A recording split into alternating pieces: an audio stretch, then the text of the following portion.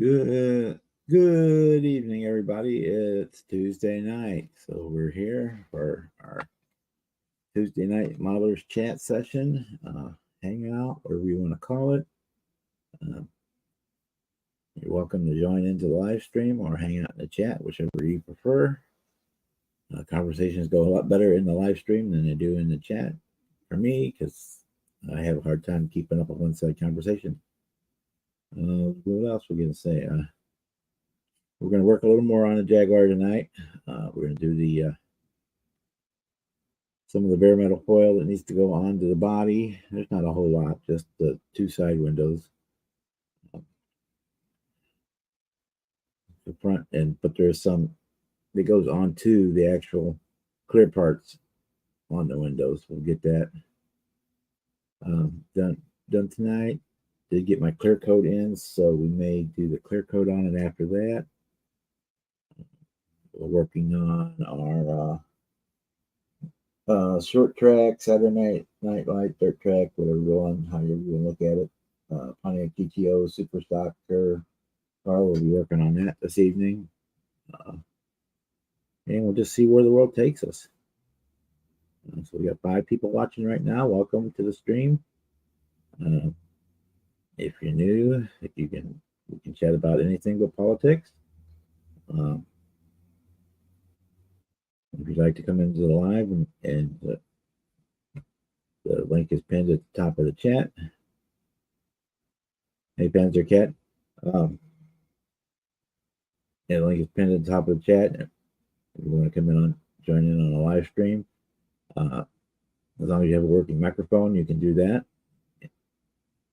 If you have a camera, that's even better. But if you don't want to appear on screen kind of like this, then you can point your camera off in the space or wherever you'd like to do.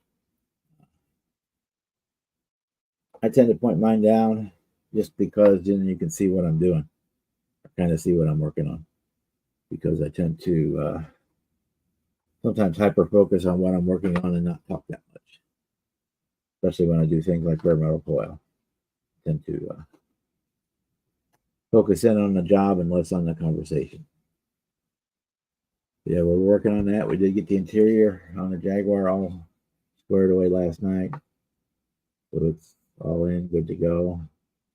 The underside is all done, except with the exception of the wheels, and we're getting Luis is going to print me some 3D resin wire wheels for this so that I don't have to use plastic ones. They come in a kit. They're all right, but they won't show. The camera will blow it all out. But they, even with washing them, the depth is just not there.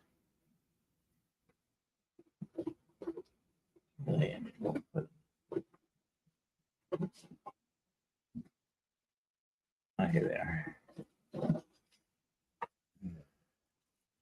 Even with the I can go in and put another coat of black wash in there, I know, but we'll darken it a little bit more. But I'm saying the camera's going to blow it out. So we're going to get it off the side here a little bit. It just doesn't have it doesn't have the depth that it should have for the wire wheels. So we're getting some 3D printed. 3D printed ones to put on there instead.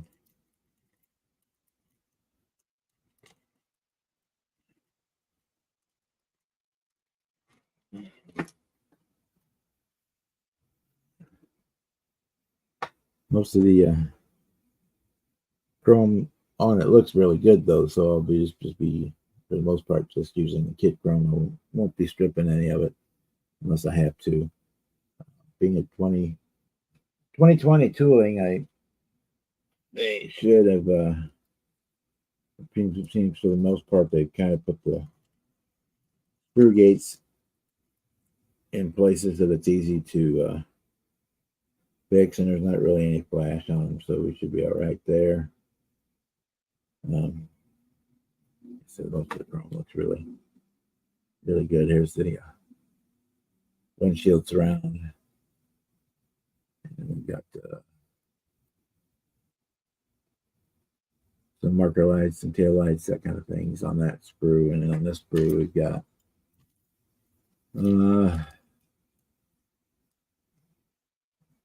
main headlight buckets, the front marker lights, the rings where you go around, the headlights, and your spinners, wiper blades, bumper parts, stuff like that. So yeah, it's a really nice kit. This is the Revell Germany kit, which I do believe I have not seen the USA one release of it. From what I'm told, this one did have a better decal set in it. So we're working on that tonight. So whatever before I do bad things.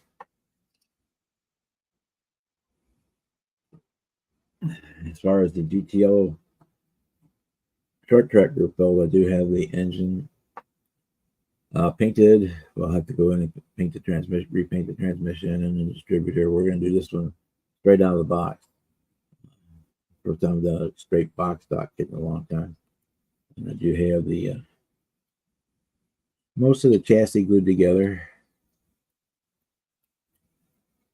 I want to get it up to a sub-assembly that I can paint all at once. So everything basically going to be painted in probably in black here, and then I'll put the then I'll go back and pick out any white parts. I may even do it in white or silver. I don't know. We'll see. I haven't decided that yet.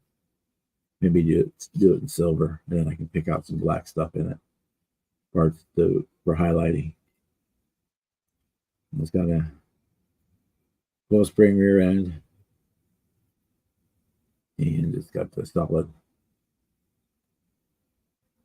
the regular A-arm style front suspension on it. But it's not too bad so far, except for the kits are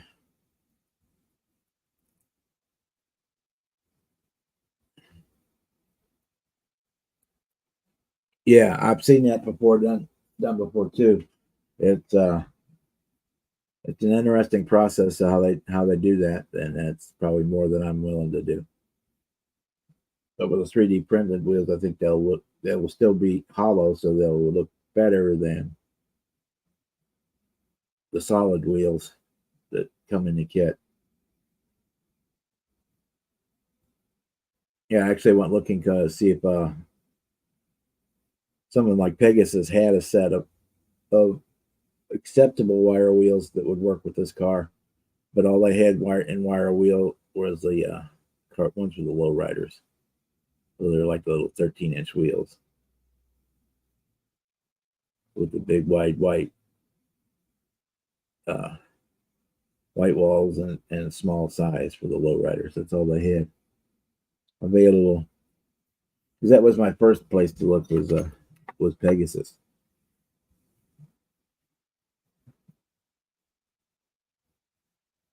Yeah, and we're working on a budget, so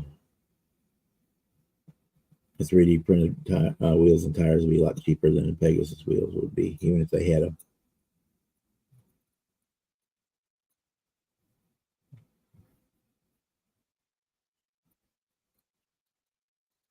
There is a company in the Ukraine that makes exact 3D replacements for this car.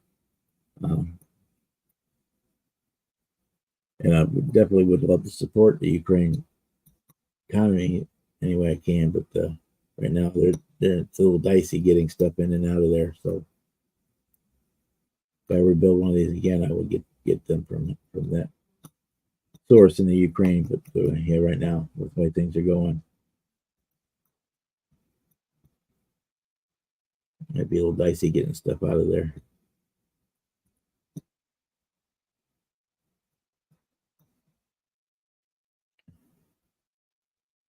So Michael of Scale Modeling Garage posted before we started tonight that he did his first live stream today with StreamYard, and it went pretty well. I went back and kind of scanned through it and watched a little bit of it before I started tonight. And yeah, it's looking pretty good. Good to hear that he's recovering from this cancer and more importantly, recovering from the chemotherapy. That's the hardest part, I think. I think that does more damage to your body than the cancer does.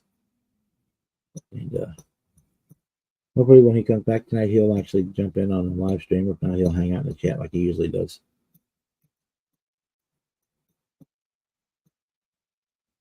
So, I'm gonna work on this piece of bare metal foil. So, forgive me if I stop talking for a minute or two because, like I said, when I start hyper focusing on this stuff, I tend to not talk as much.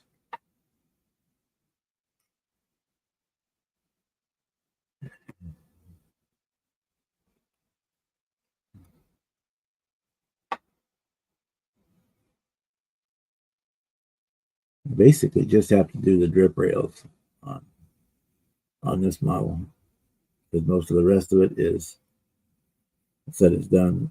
The window surrounds and everything are part of the clear parts because the windows are inserted through the outside of the body instead of from the inside.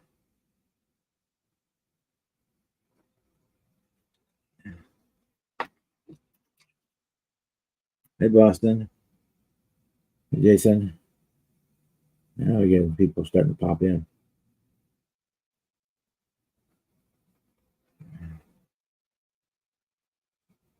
Working on a Jaguar tonight a little bit. Getting some of the foil work done on it.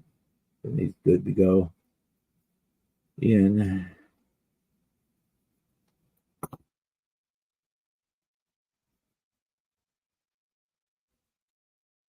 Before I put the clear coat on. There's not a whole lot of foil that needs to go onto the actual body. Most of it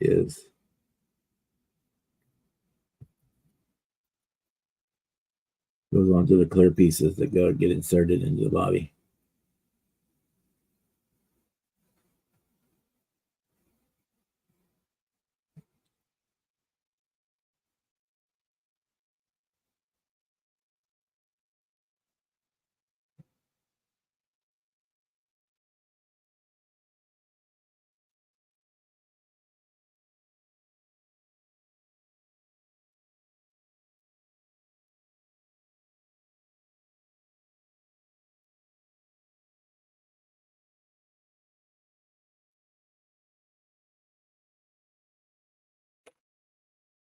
I was prep sanding, that's the sanding most of the drip rail off.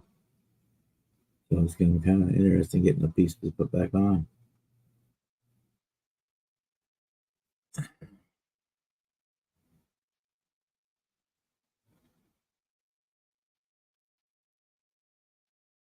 And Michael said he did his first live stream today, so if you're not hooked up with him, you should, and give him some support for when he does future streams.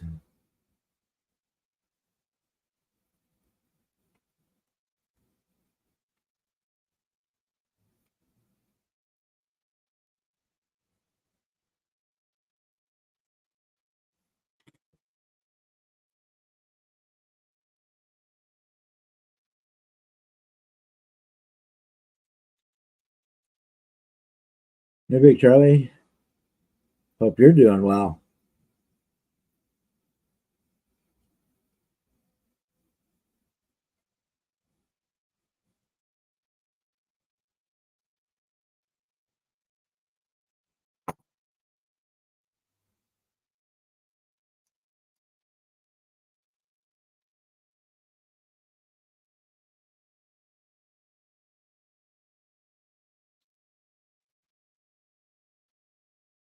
Hey, Marcy.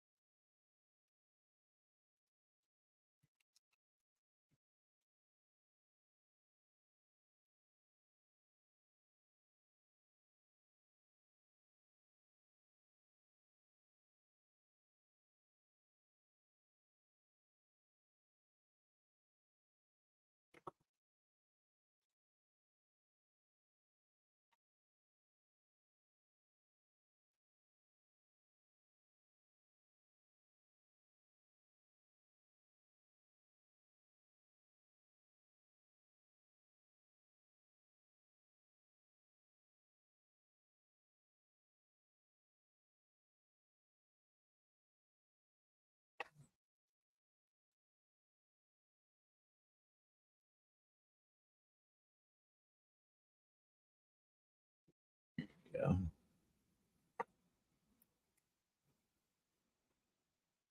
It was supposed to rain here today, but it never did. It was cloudy.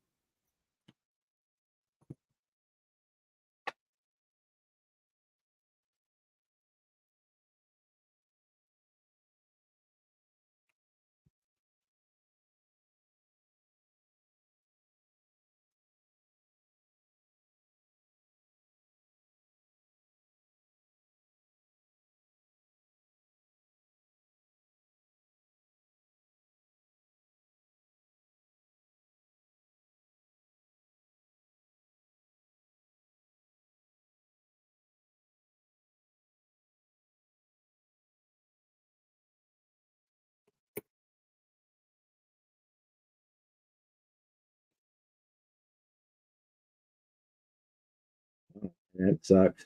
Hope you don't lose power. That would be my luck. You'd be like 19 hours into a 20-hour print, and the power would go out or something would go wrong, and you crash it and start over.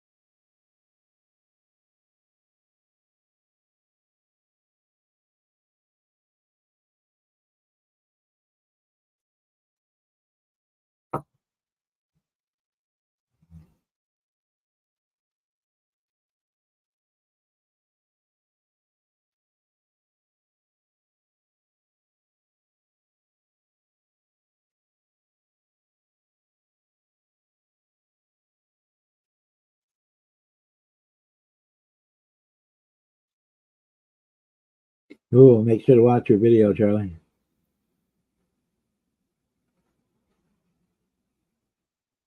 We were getting occasional updates, but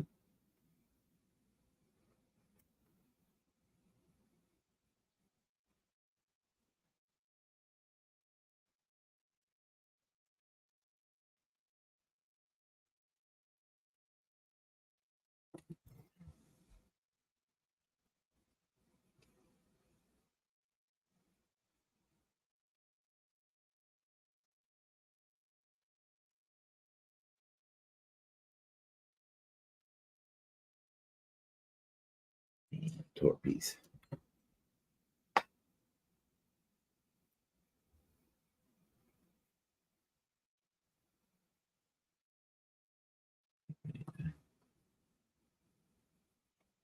Massage that out. Everybody needs to put another piece on there.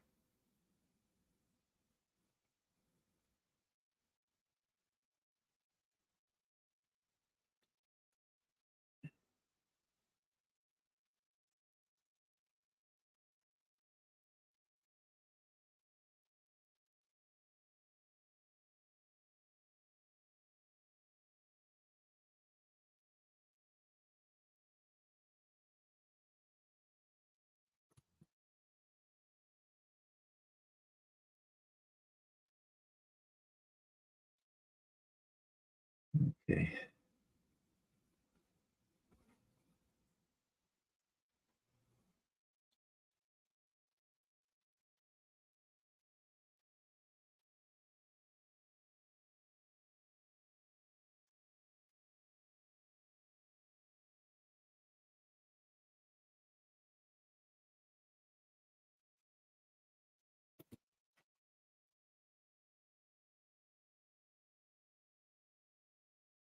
Hey, Jeff.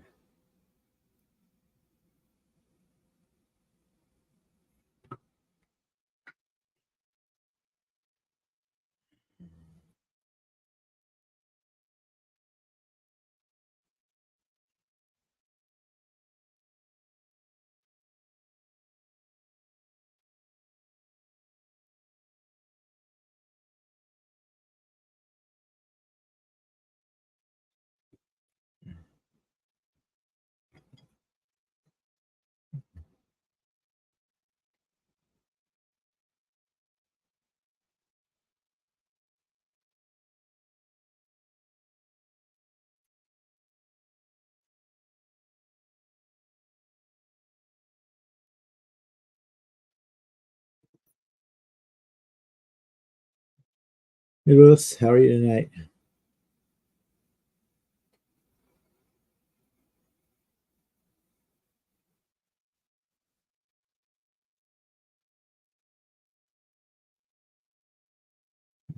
think that's all that actually goes on the actual body. The rest of it all goes onto the clear parts.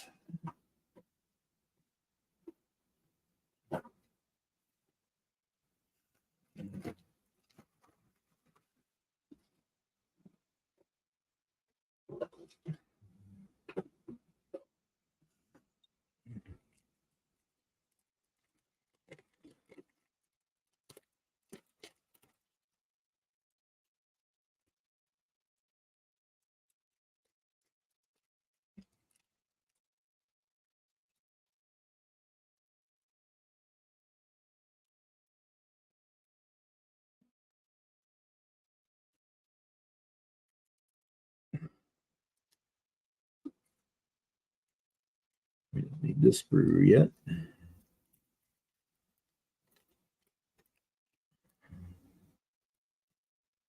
Over there.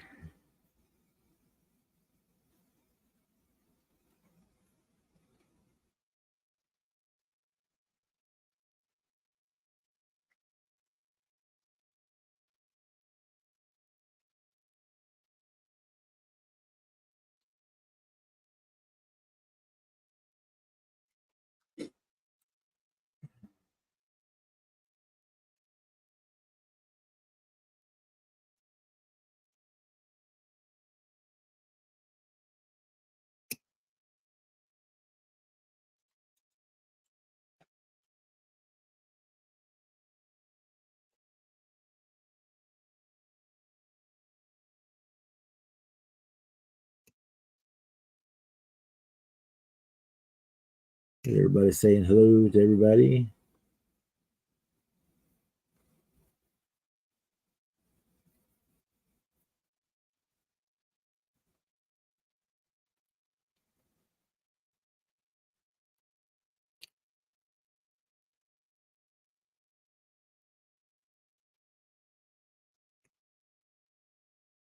Yeah, used to have a 73 Duster. It was had the gold Duster package on it.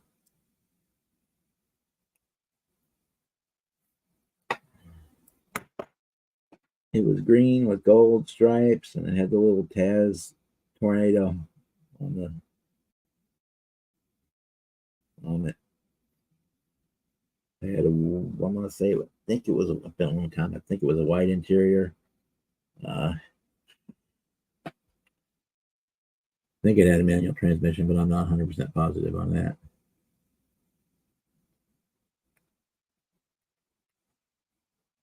I don't know if there's enough lip there to work with or not. Let's see. We'll find out.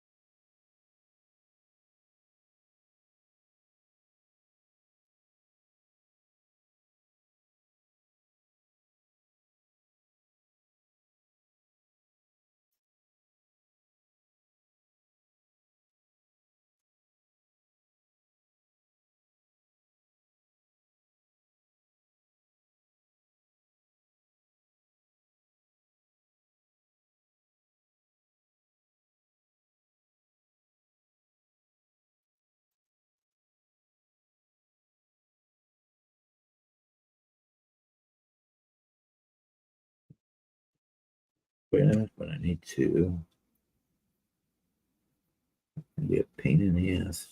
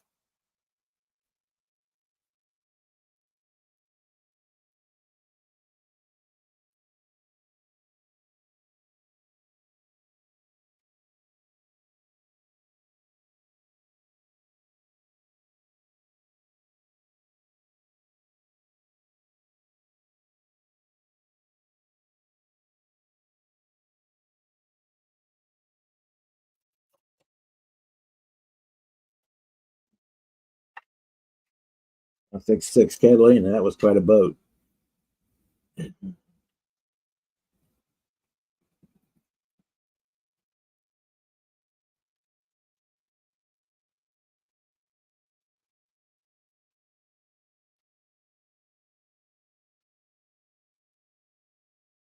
Sorry if all you're seeing is a default spot on the top of my head, but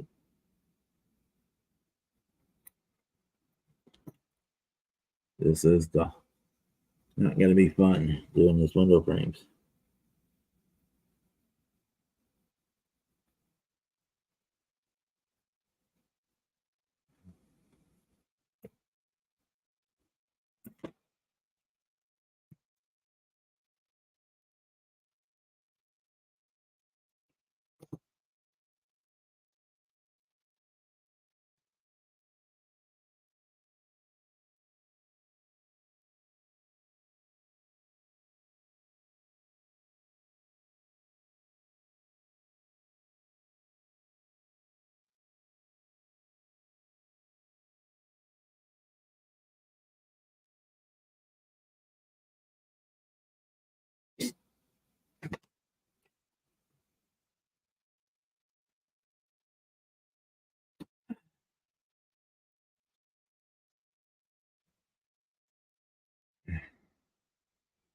I remember I'd heard that a 6 pack or not a 6 pack, 8 cylinder 340.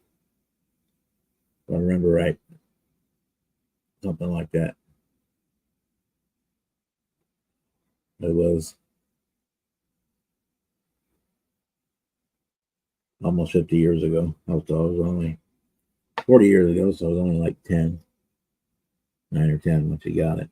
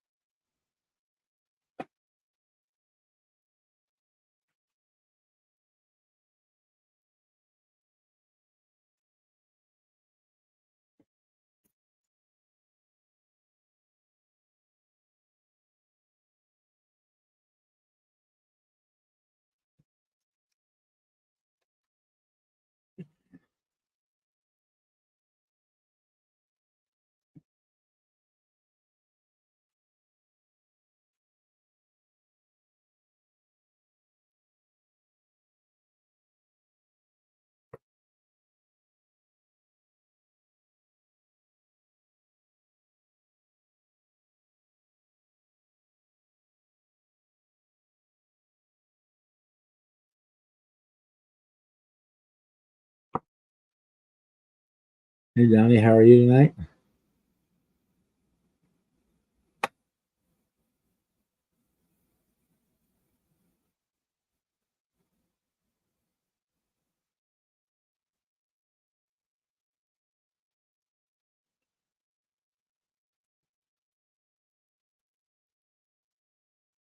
I'm working on the bare metal foil for the Jaguar.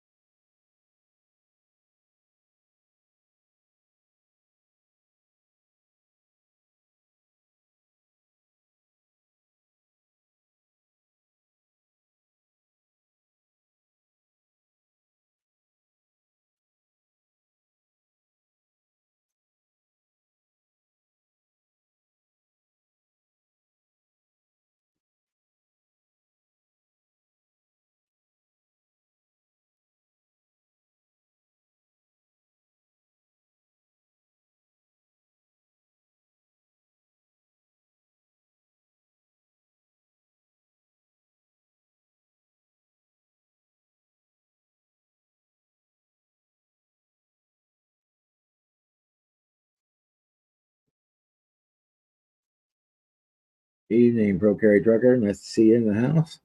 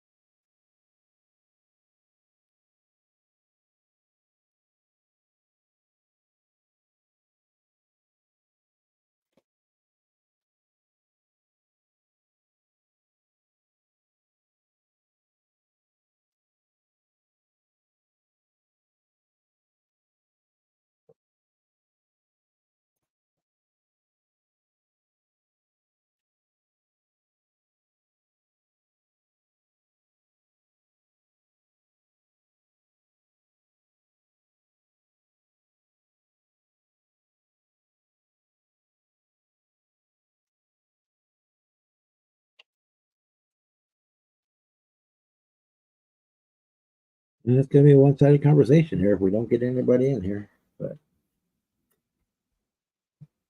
I'm sure everyone will be watching me put bare metal foil on is about as exciting as watching paint dry.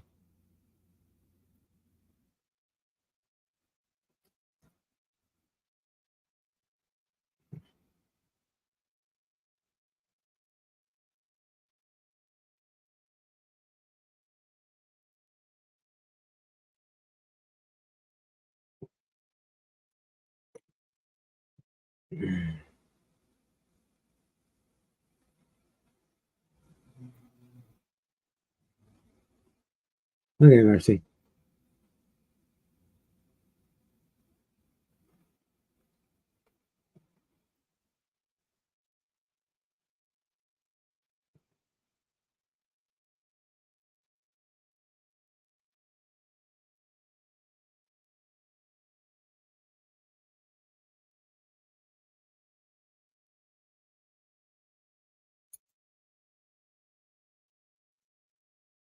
I appreciate that, Bro Gary. It's just that I'm trying to like to carry on a conversation, and when I'm hyper focused on fine details like this, I mean, it's not even going to show up. It's just going to be all washed out.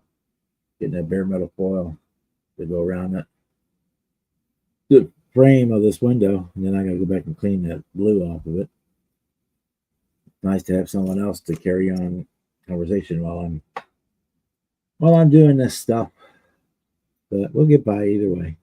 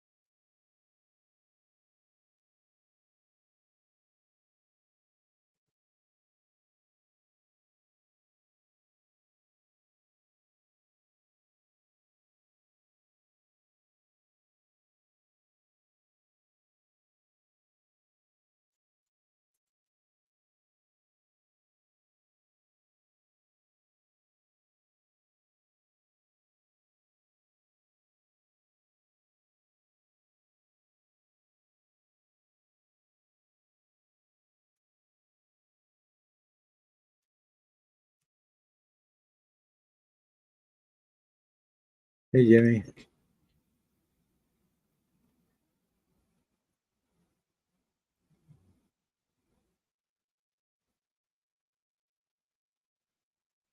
Yeah, gotta work, make some money. Well, they have money to spend on mod kits. Ain't. That's what's killing me lately, is freaking supplies.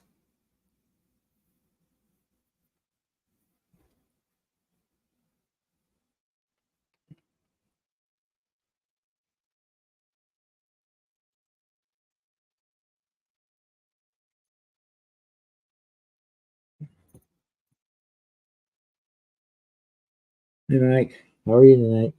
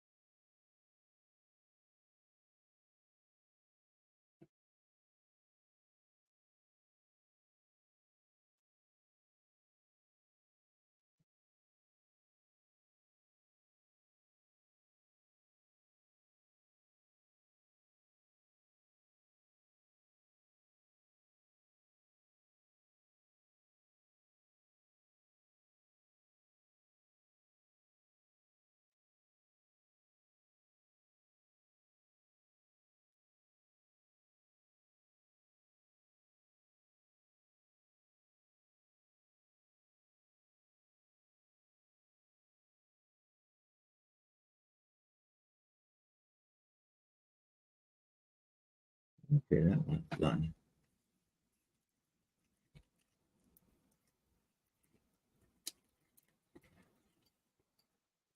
The front one I don't have to mess with because it's already got a chrome surround piece that goes around it. I just got to do these side ones next.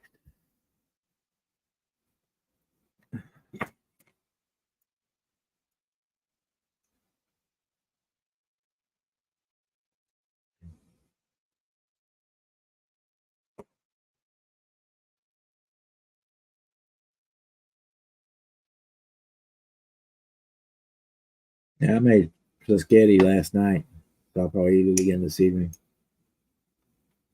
And a green salad to make the doctor happy.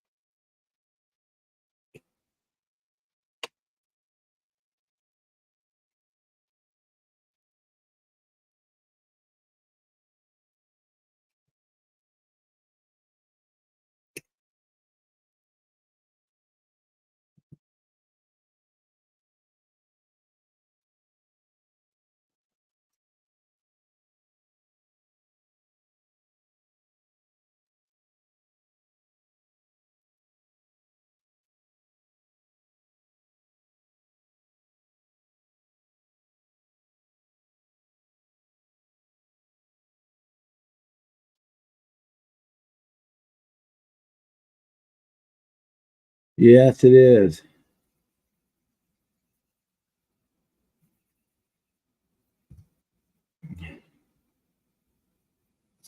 The window frames on this are molded to the glass, and the windows get put in from the outside, so I have to put the bare metal foil on before they can be put in. Well, I got to clear. I just finished doing the putting it on the body, both sides, and that's the only actual on body chrome there is are the drip rails. Everything else is all the window frames are all on the actual clear parts.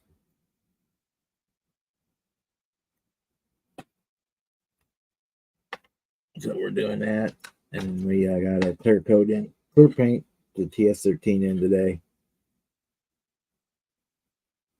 So probably later tonight or tomorrow I'll get the clear coat put on the body so that we can get it wet sanded and polished and all pretty. And then we can go on with the finished construction. I got the interior all squared away last night on it. And the underside is done. So yeah, we're basically at that point where I just need to get the clear coat on, get these windows and stuff installed, and do final assembly.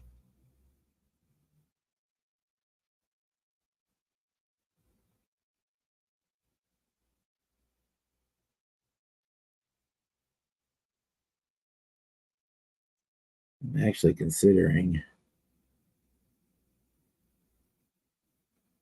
just putting the rear windows in and not the whole thing, not seal it all in.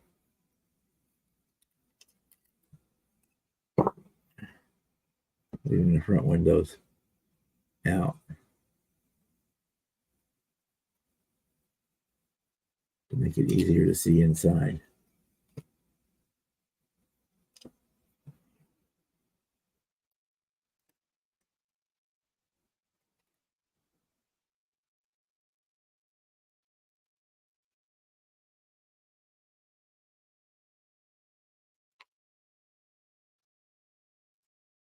Maybe I'll put the driver's side one down and leave the passenger side one up.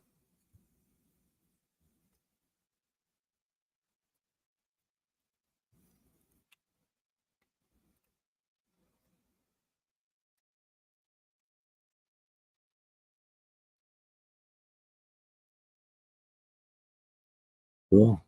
You like to see it?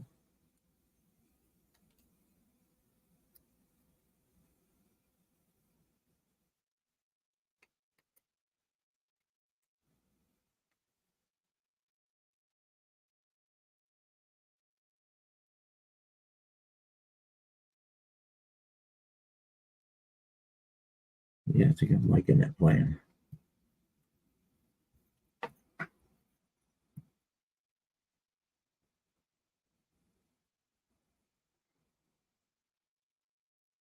Cut the driver's window out. And we'll leave the passenger window rolled up.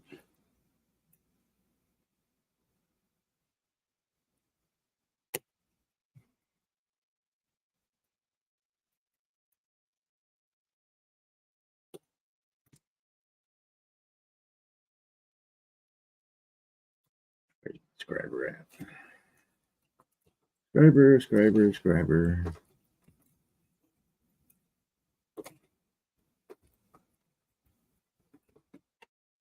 Over here in this pile of mess. Probably.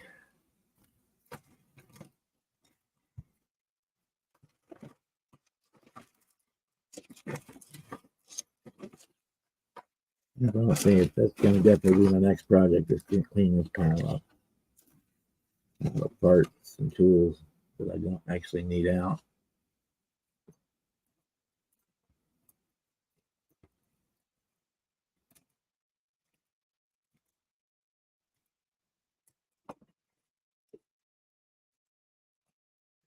Sure, we'll just use the this one.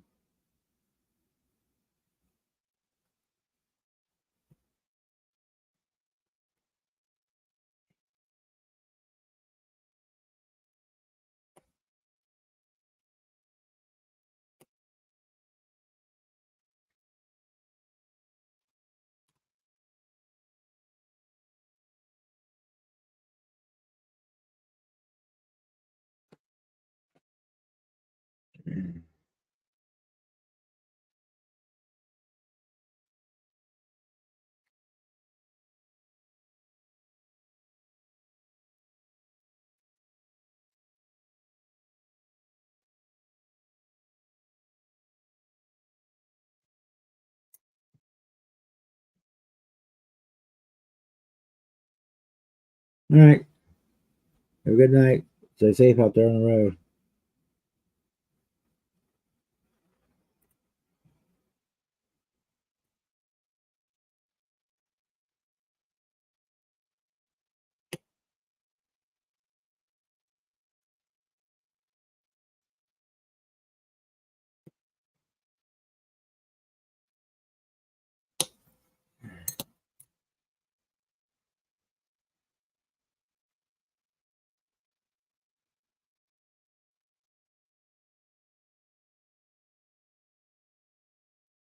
There we go. And I'll save that piece in case I change my mind. I can always put it in later.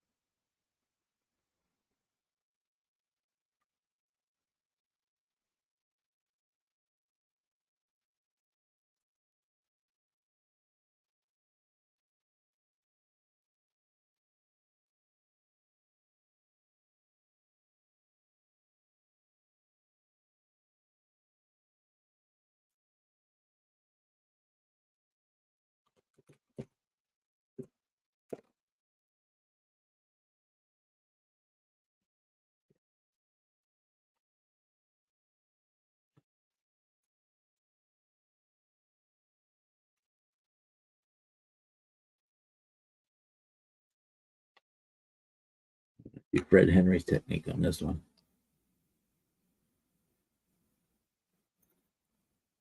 Not all that big.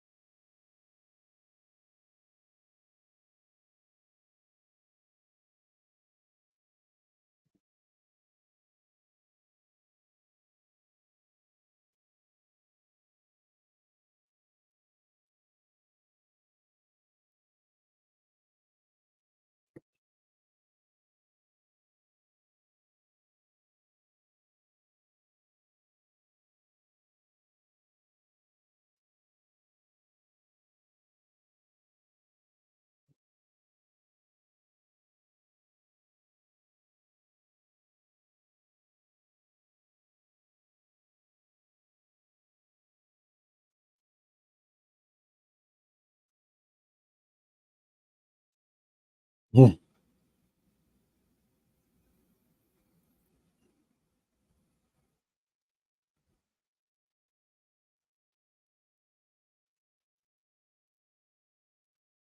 Peace with that.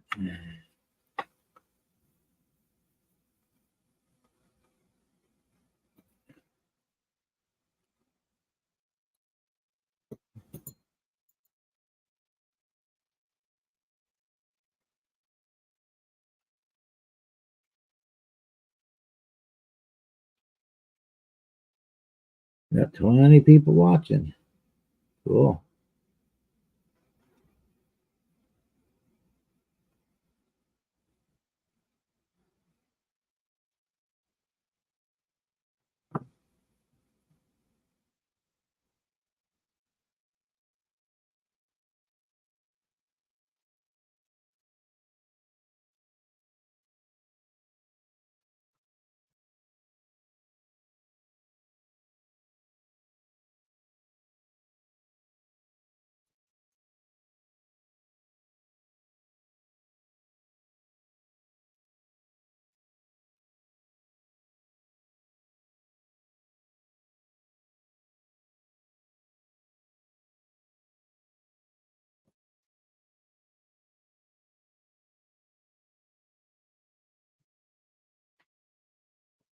All righty.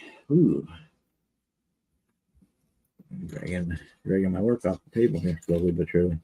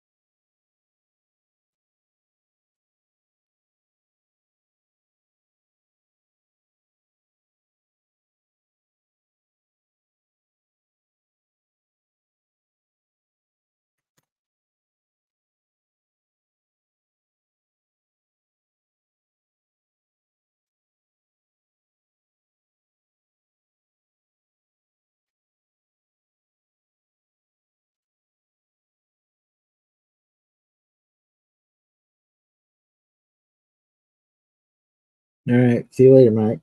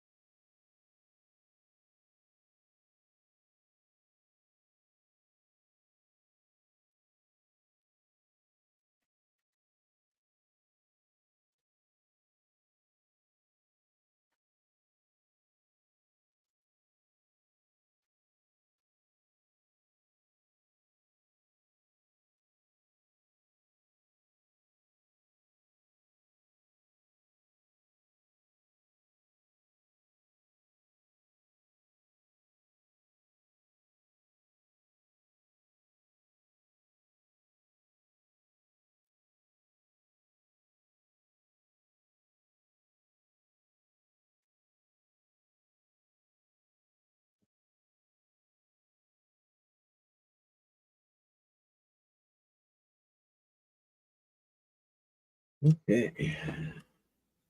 One done.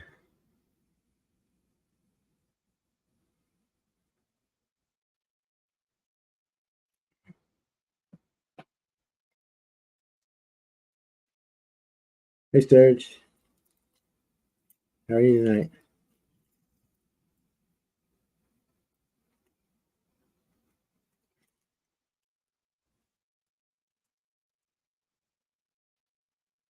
We can confirm that, Jeff.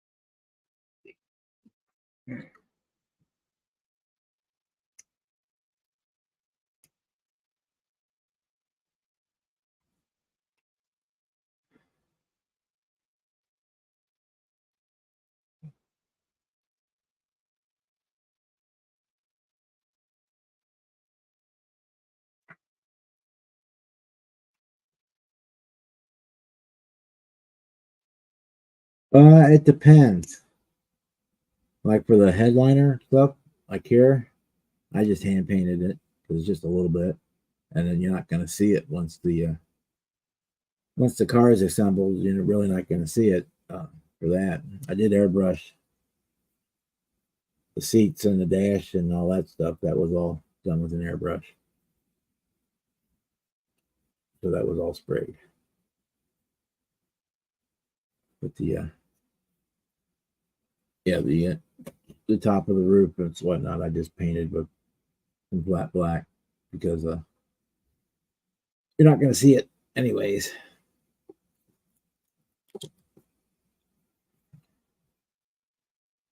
Just so that it's not green on the inside or red or white. Well, because I primed it with white, so it would have been white in there, and that wouldn't have worked out well.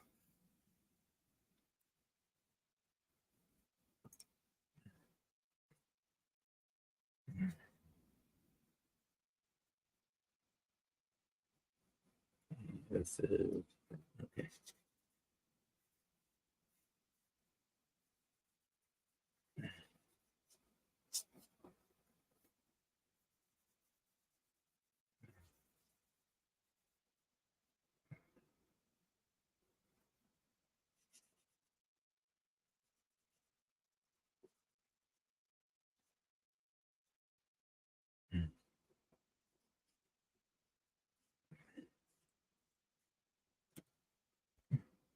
Yeah, it all depends on how different the interior color is from the outside. Uh,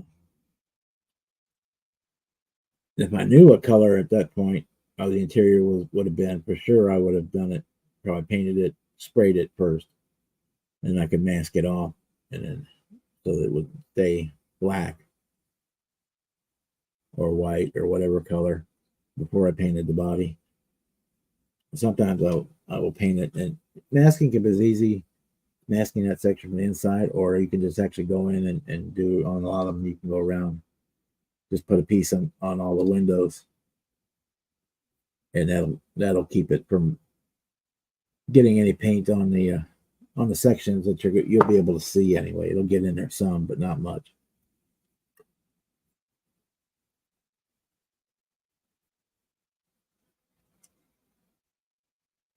Okay.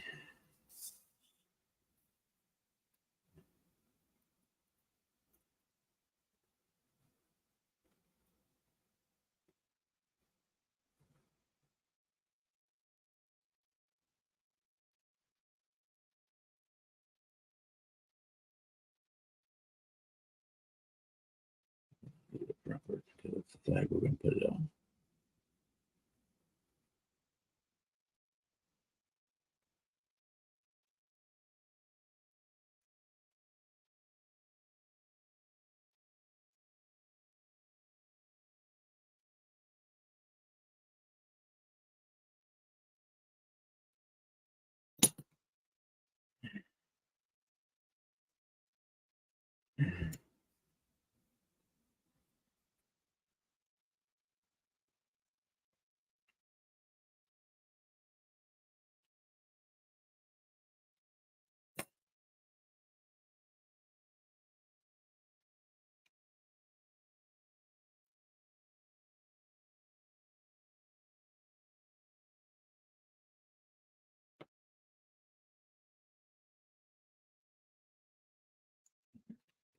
Out of the way so you're not getting blinded by the light.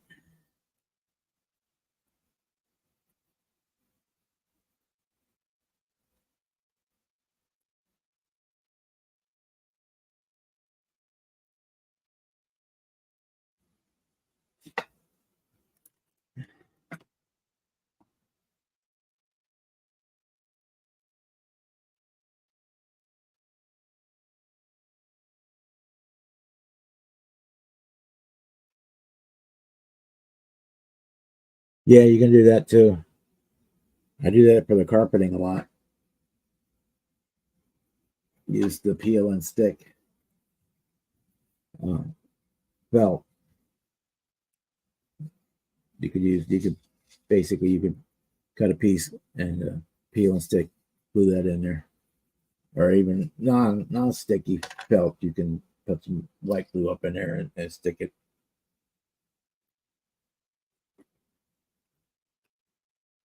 You can get the peel and stick felt from Hobby Lobby. It's pretty cheap. It's like $1 something a sheet.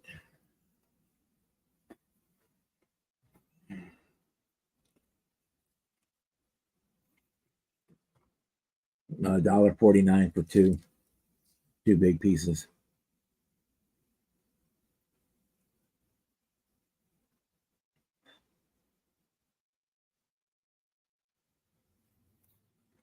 Yeah, and so I've got bought like four sheets of it, and I've used maybe two in the last year, not even two, one and a half. But yeah, if you got something where that'll work out for you, that's just as easy as anything else to do. Here, a new one.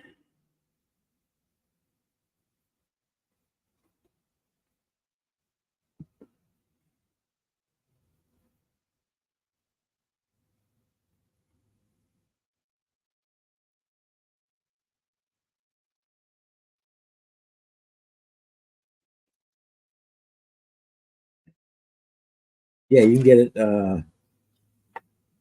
If you get the peel and stick, it comes in like red, white, blue, black, and green, and a tan color. But if you get the regular felt, it comes in a whole myriad of colors that you can get, and it works for doing carpeting too. That's why I bought it for and use it most days for doing carpeting. You can cut out and do carpet instead of trying to do the blocking.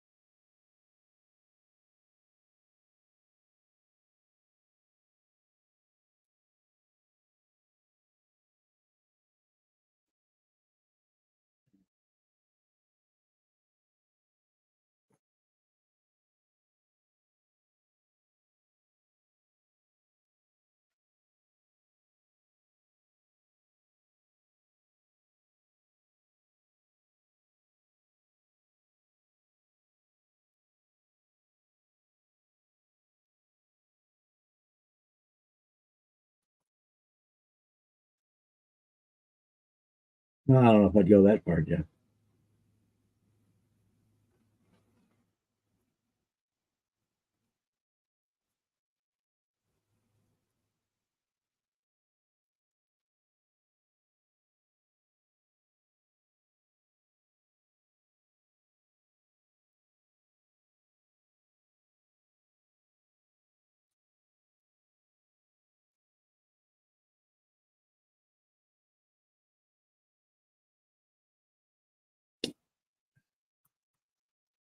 Okay.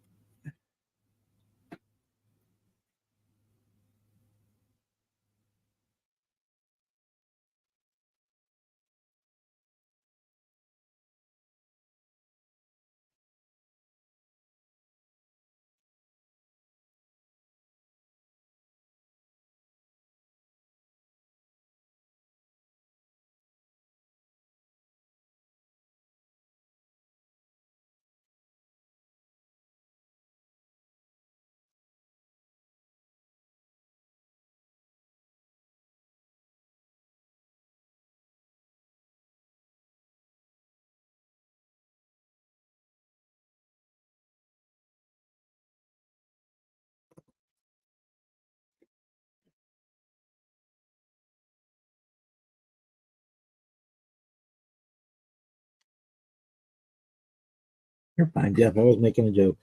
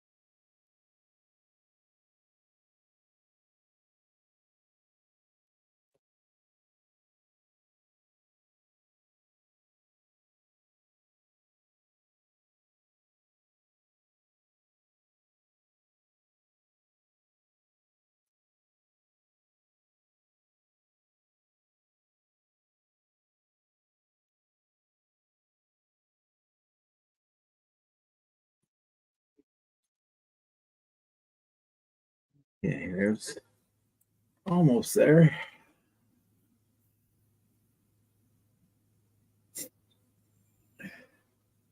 Hey, Chuck. Welcome to the party. Like clips like to say. Welcome to the party.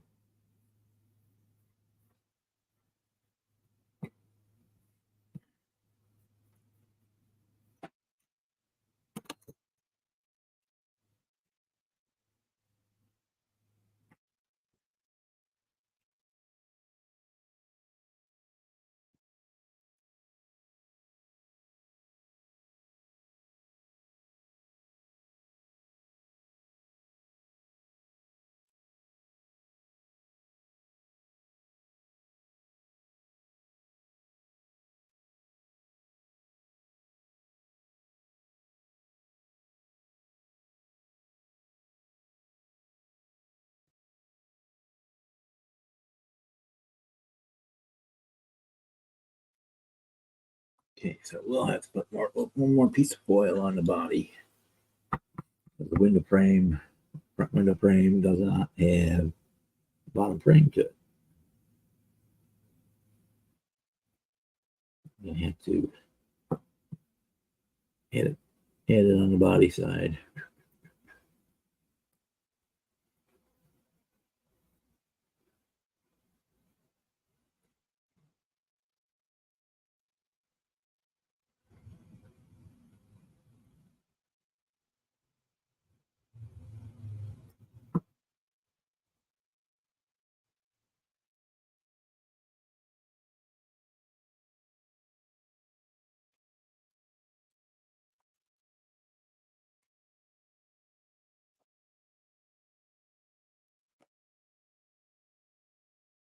You have foil everywhere.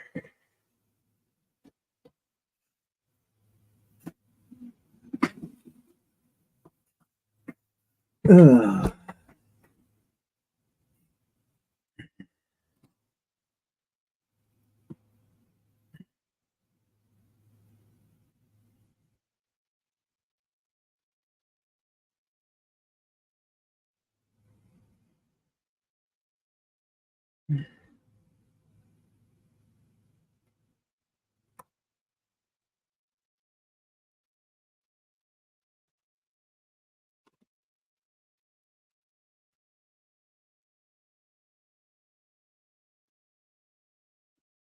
I always have to run my vacuum sweeper after I do this because I got little tiny silver pieces flecks all over.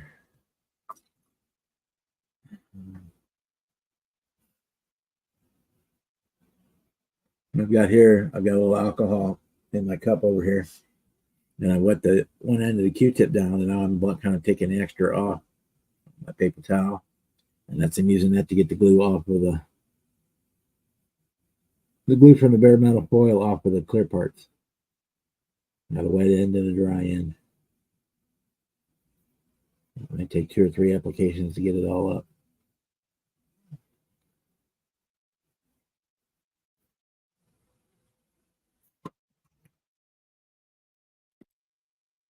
Hey Chuck, welcome to the party. I'm practicing for next week when I have to do clips on Monday. There you go. Yeah, I don't know about there, but it's a nice day out here today, so sure it's probably why there's not too many people around. It's been kind of cloudy here all day. Yeah. It was supposed to rain, but it didn't. But it's been kind of cloudy.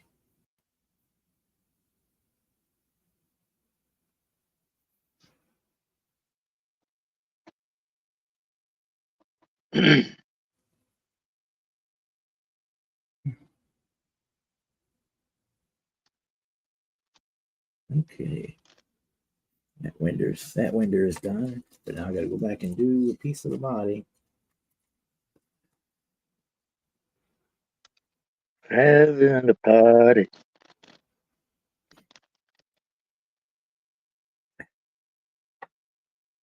It's like you're working on a rat rod and a 32 Ford. Yeah, a couple of them up here. I'm trying to figure out which way I want to go with it.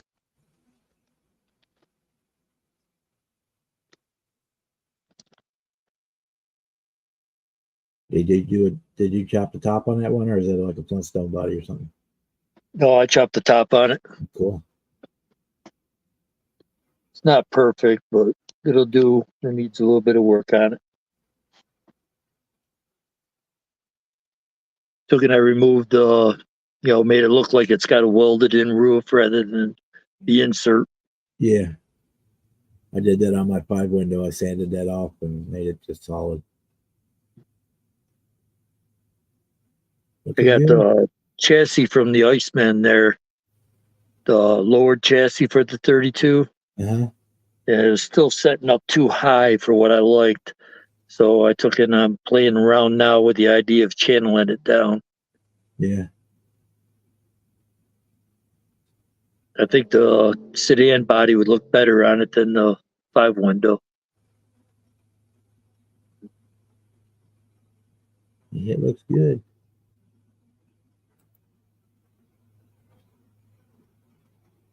Yeah, I definitely like that chop top.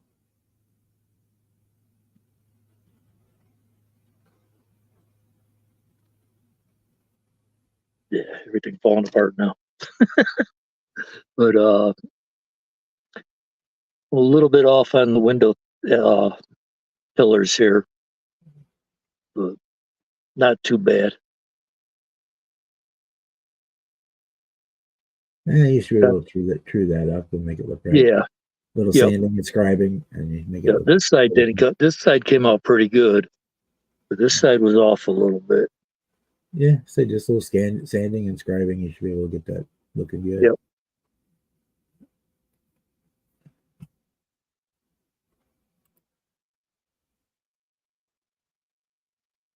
Had to put a little filler piece in between them. Later, Jeff. We'll be here all night if you want to come back. Take it easy, Jeff.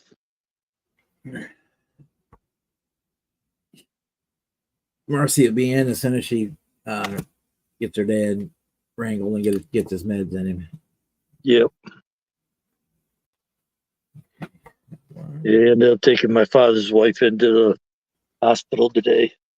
Her kidneys are messed up. Oh, I know that one. I've been dealing with that for 2 years now. Yeah, well, I took it in, how was it, probably 2 weeks ago. She was in there.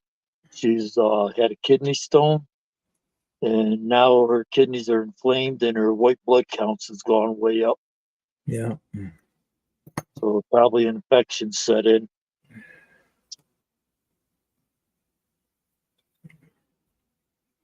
Yeah, I have cysts on my kidneys. Wow. And they're affecting function. I have to go in 4 times a year to the nephrologist there, and they draw about 8 gallons of blood from me and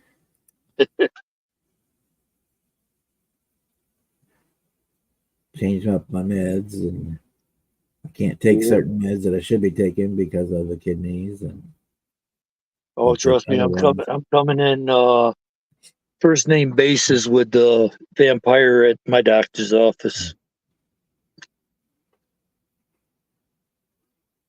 Not for anything like that, but well, here they send you over to the hospital here, so you never know who you're gonna. Got somebody different each time. Yeah, they got like 8 different people there. Yep. Doing blood and urine, so you just know. Seems like it the one who's in training. The place used to be Family Practice Associates, but Crouse Hospital's taking it over, and they seem to be having some issues that I'm not exactly too happy with. I had an appointment beginning of last week, and I had another appointment that was set up for the same time. So I tried to call in to to reschedule it for another day, and I called probably about 30, 40 times, and no answer, busy signal, I got hung up on, or whatever. But anyhow, I got a letter yesterday stating that since I missed the appointment, they're charging me $50 for it, which the insurance won't pay.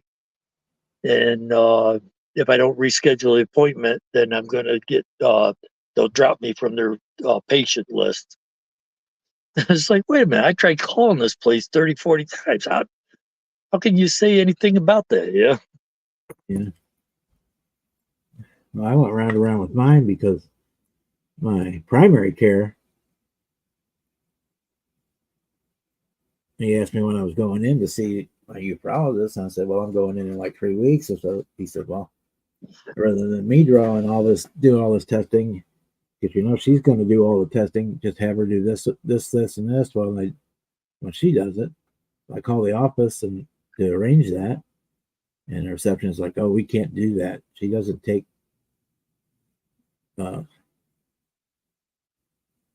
requests from other physicians for testing. And it's like, all right then. And I get there and actually talk to the doctor, and says, no, I do that all the time, because she even would tell me to have my regular doctor do this test or that test or this test as we go on. So we got that straightened out. But I was pissed when I went in there. Oh yeah. Because it meant I had to go twice for blood draws. And one was for 4. They had to draw 4 vials out. The second one was for 2. Well, they could have got all 6 at the same time instead of having to go twice and getting tapped twice. Right. Because I'm real hard. They call me a hard stick because my veins are very loose inside of my skin. They roll around. Yeah. Yeah, I got the same thing with mine. The ones that I do get don't know me, and it's like, well, it's okay. It's a 3-strike rule, right? Yep. You get 3 chances to strike a vein. If you don't, then we're gonna get somebody else. Yep. I guess the person that they got that does the blood draws on us, she's pretty good about it. She normally, she's able, I don't know, she almost like pinches the vein and goes for it. And she usually gets it the first time. I've had another nurse that took me like 7 times before they got it. You, baby. Hey, Andrew. You gotta mute you.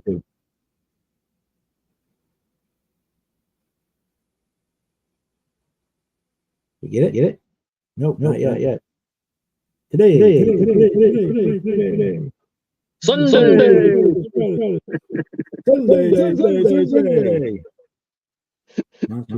Pew, pew, pew.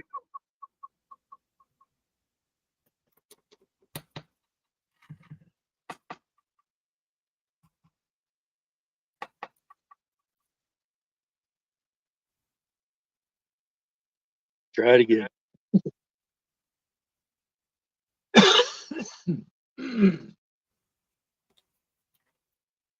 He'll be back. Oh, yeah.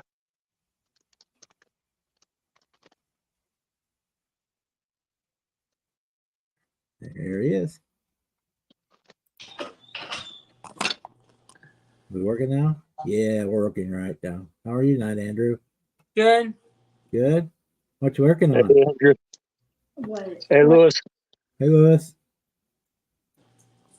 You said hey? This hey. I did. I said that's why. Oh.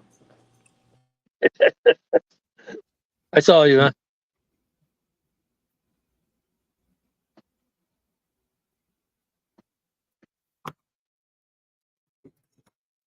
We're doing all the fun stuff tonight. Bare metal coil. Oh, I love Barrett. Not really, but sounds good. There's not a whole lot on this carb, so fortunately.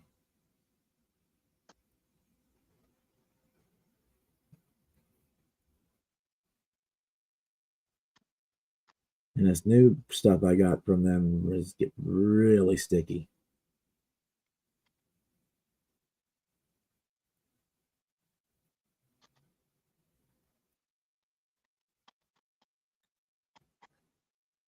What's Andrew working on today?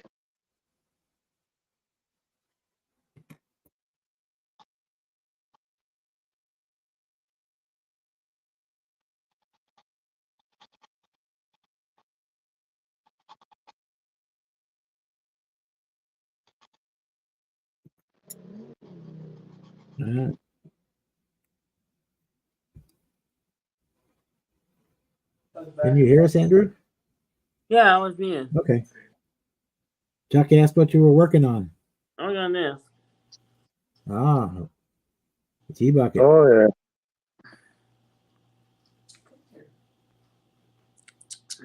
Come here, Batman.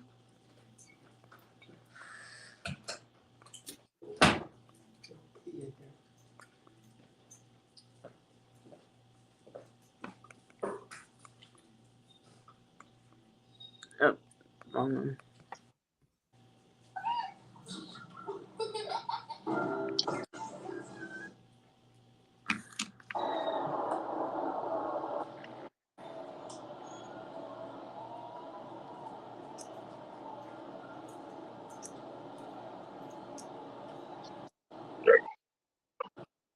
Nice fish picture.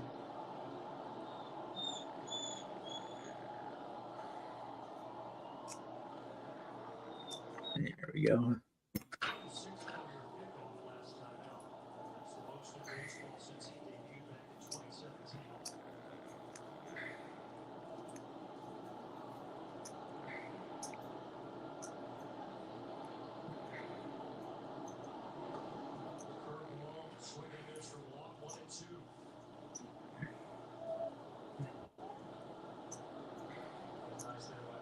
Yeah, Donnie, I didn't even know I had the issues until one day I I got up when I got up in the morning to go to the bathroom, all that came out was blood. I mean, it's straight blood. And it shocked the hell out of me. So then we went to the old doctor, and he sent me to the emergency room, and then we did tests and found out I had cysts on my kidneys, and my kidney function was down by like 70%. But it's gotten better. Have you ever seen such a well-crafted burger? Oh, Arby's Big Cheesy Bacon Burger. Have you ever seen such a Okay, I got that other piece of foil on the body now, so we're done with that. Put this away. Yeah, the new stuff I got, instead of being in an envelope, it's in like a folder with directions and stuff inside of it. And then that came in a plastic Ziploc.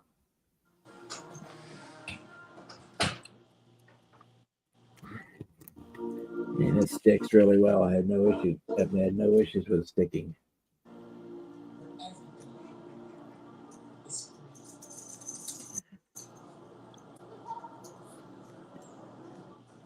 In fact, on some of the stuff, I've had to go around with a alcohol cotton swab and clean the glue residue up.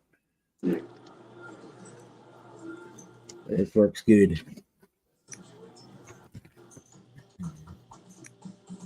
I do bare metal foil. I usually polish it afterwards.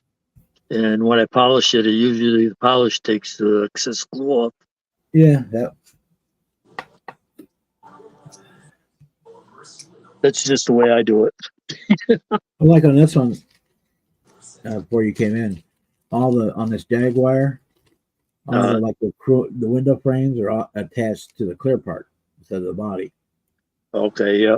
So I had to foil the clear parts, and then you could really see where there was glue residue on that. Yeah. And the alcohol Yep. Moistened cotton swab took it off and then wipe it dry. It worked out. Yeah, it's this new stuff I got really got good glue. Right. So right from the beginning with bare metal foil, when I've used it, I've used bare metal foil adhesive along with it. I put a little bit of that down and then put the foil over it, and haven't really had any problems with it. I had one sheet that I had trouble with. But other than that, I've never had any trouble. And let's say this last one, it's like super glue on there. Once you get it on there, it doesn't hardly want to come up. I never had problems with it. Mercy. Okay. I never had any issues with it, and I've absolutely never used the extra adhesive. Everything that happens to the stuff ends up happening in storage at the suppliers, because a lot of it sits in a warehouse that's not properly temperature controlled. Stevens Enterprises, which holds most of the stuff that the hobby shops get, does not regulate their environment at all. No, I get it from my hobby shop, and they order it directly from Bare Metal Foil, and then they keep it. Yeah, but it still ends up at Stevens before it gets to them. Now that they've repacked it, they haven't had any problems that I've heard of. They should have always done it that way anyway.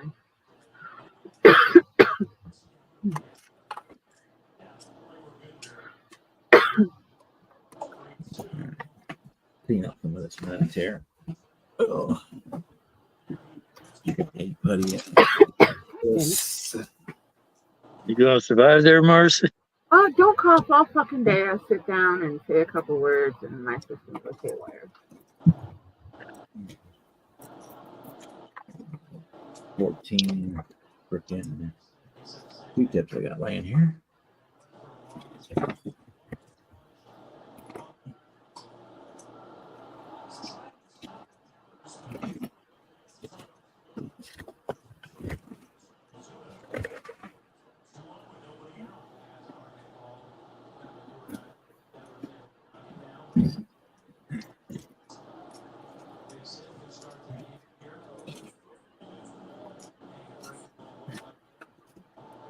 Same paper. I got all over the place.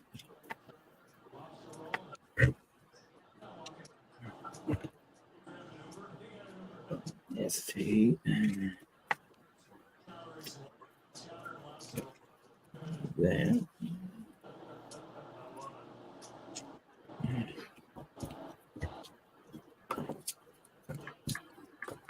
Definitely don't need that one.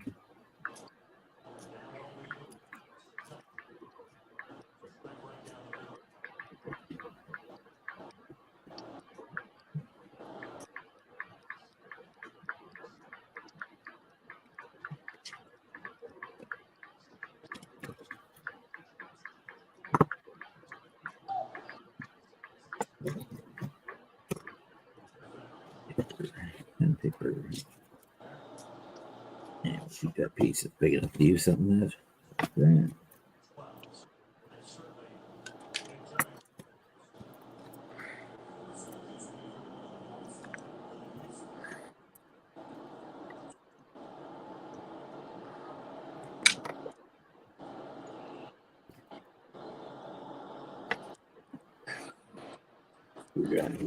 Screwdrivers.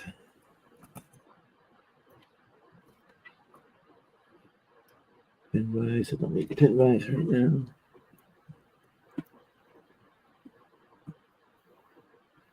Be right back. All right.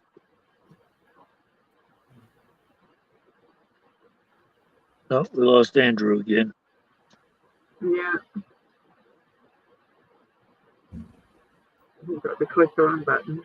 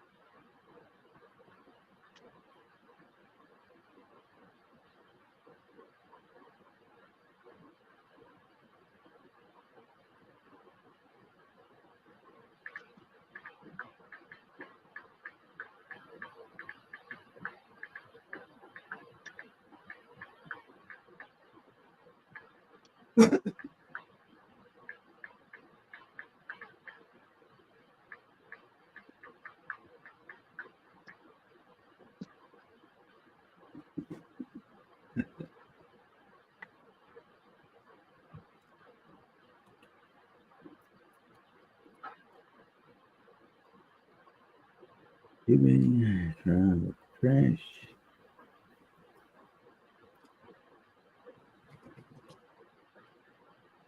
Paper. Well.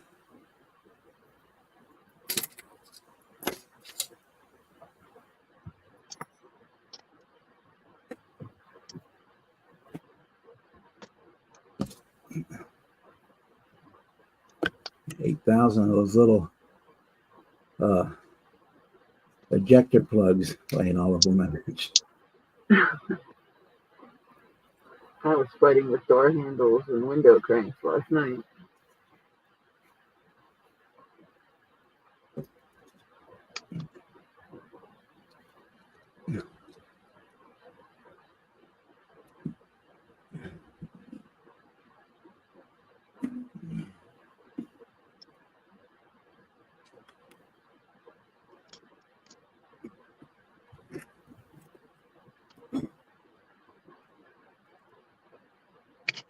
Ah, shit. The computer sits up on a little pedestal, so it's like the pay slot on a coin pusher. Every time you move something, stuff gets pushed up under there. Mm-hmm. Yeah, mine's sitting on one of those fan things, so there's no space underneath it except from the side.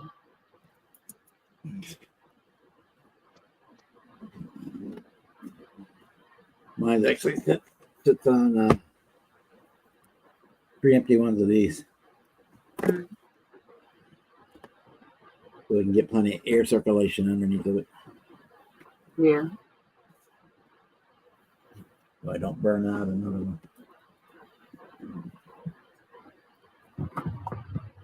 Okay. Yeah, this one's just a fan deck with a USB plug that turns the fans on.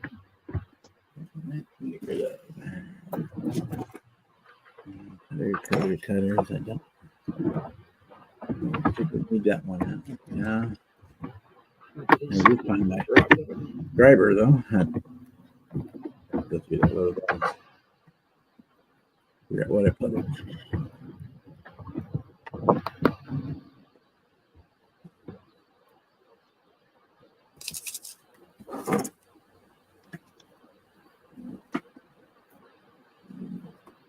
Pushed way back there.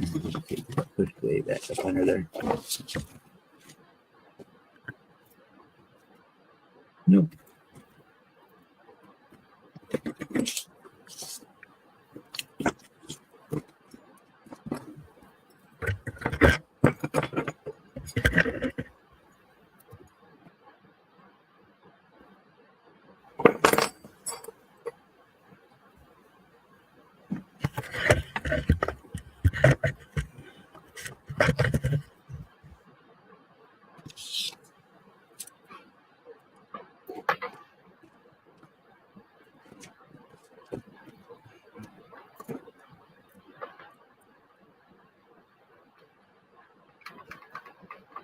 Those two, line. Let's grab her.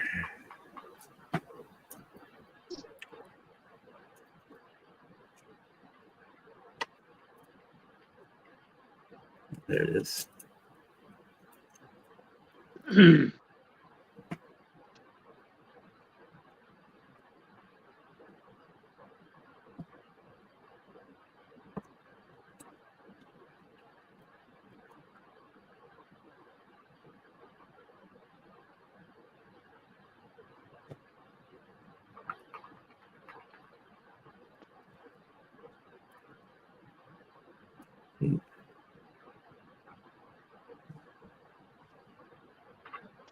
There we go.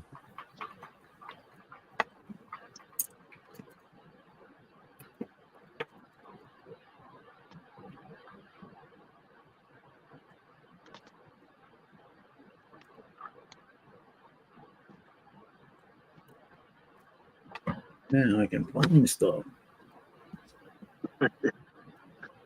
Yeah, hello, mediocre modeler. How are you tonight?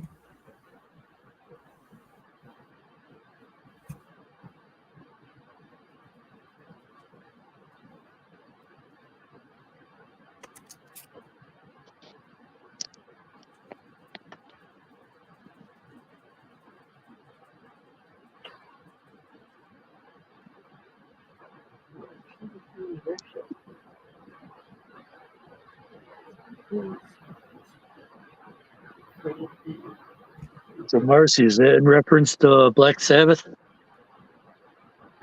In a roundabout sort of way. I have the magical power of being able to massacre anyone in Bob's chat. So I Yeah, she's a super moderator. I kind of put it in context that most people understand. The music just happened to fall right into it. She has the power of Grayskull. Right? I wasn't going to do the Shira bullshit, though. That's my sister's gig. That ain't mine.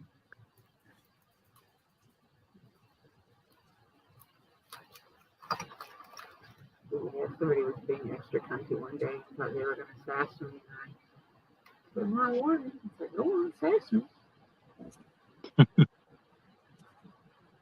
Sass me, I'll box your ears. It's my voice.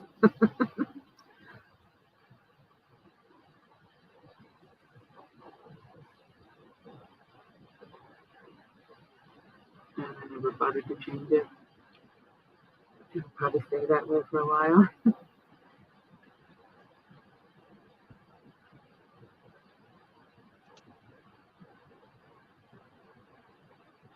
Oh, did Jimmy ever catch up on the reference there?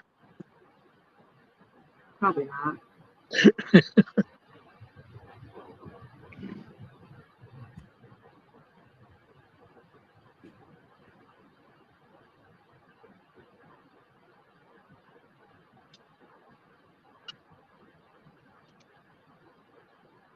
figure if I gotta explain it to somebody, they Yeah, have to that sucks. go and listen to the Daddy's Record Collection again.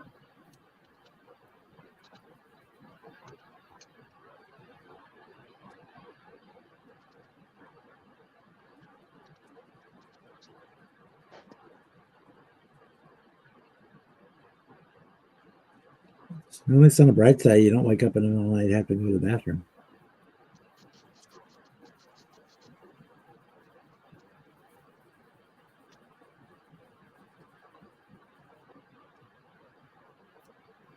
Some nights I do, some nights I don't.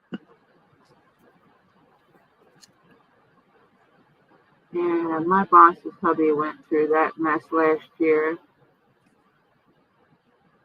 They caught his early enough that he didn't end up with the permanent U-bags. Yeah, they took But in hey, you're still here to tell the stories, man. My Yeah. father had a stroke there a couple of years ago, and they sent him to a rehab, and they put a catheter in him to take in, so they wouldn't have to get him up and go to the bathroom and stuff. Mm-hmm. And they screwed it up, and he bloated out and almost burst his bladder. It basically killed the bladder. So he's got to have the bag from now on. I hope you sued the shit out of him. He should have. I don't think he did, though. They could have killed him, man. Just because they're lazy. I've worked in elder care. It's not that hard to get somebody up, take them to the loo. It's part of your fucking job. Yep. Well, I thought that And was part of the. properly staffed home has 4 clients per ADL. Yeah, the place that he was in, didn't know it till afterwards, but he took the place that he was in has basically closed and changed their name so many times to avoid issues and stuff. Yep, because they've And it's got like, the well, you same could have. staff and the same problems. Yep. And because he didn't pursue it, now other people are going to suffer too. Yeah, I worked in that field for 10 years. It's no picnic when you're working with people who are classified as end of life stage 4. This is what I did. And if your person is able to get up, you get them up. Whether it's to the bathroom or regular exercise, to the dinner hall, to the game table, whatever. It's your job.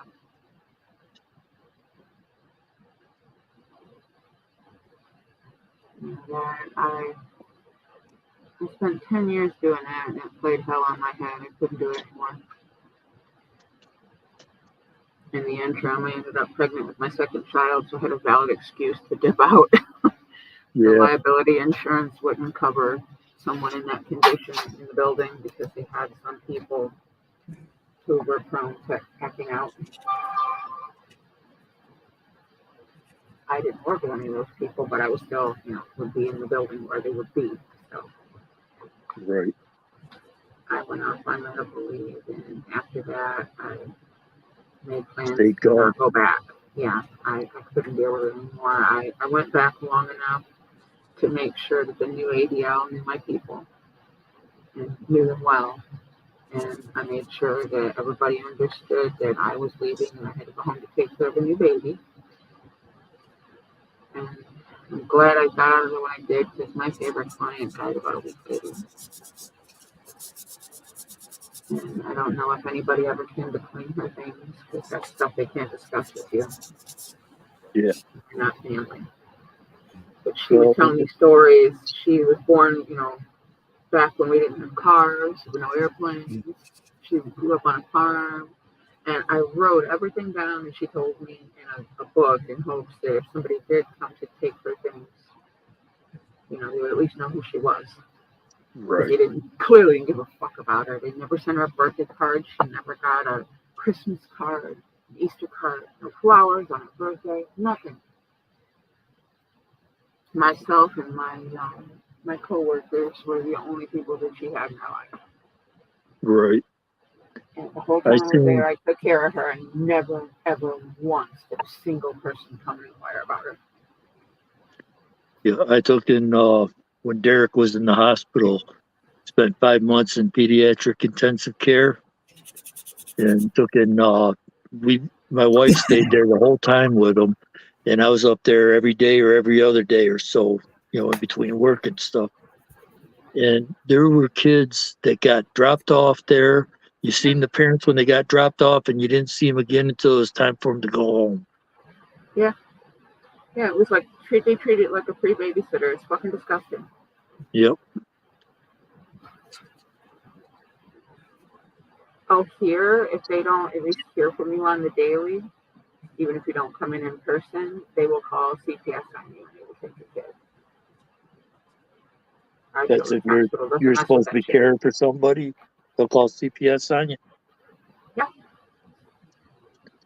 Probably a good thing. If you're not inquiring about your child's well-being, if they are in a terminal care unit, they come after you, as well it should be. Yep. But yeah, my little lady, she was 103 at her best guess in memory. They had no documents to prove her age. And But my grandmother on my father's side lived to be 102. My great grandma was 101, 102. Same situation. No original document. She had Right. a created document that they created when she immigrated over here, and it was from memory. There was Right. no physical church document or family Bible or anything with her actual birth date written down. But I'm pretty sure she was older because she talked about things that she couldn't have known in her lifetime for the age she thought she was.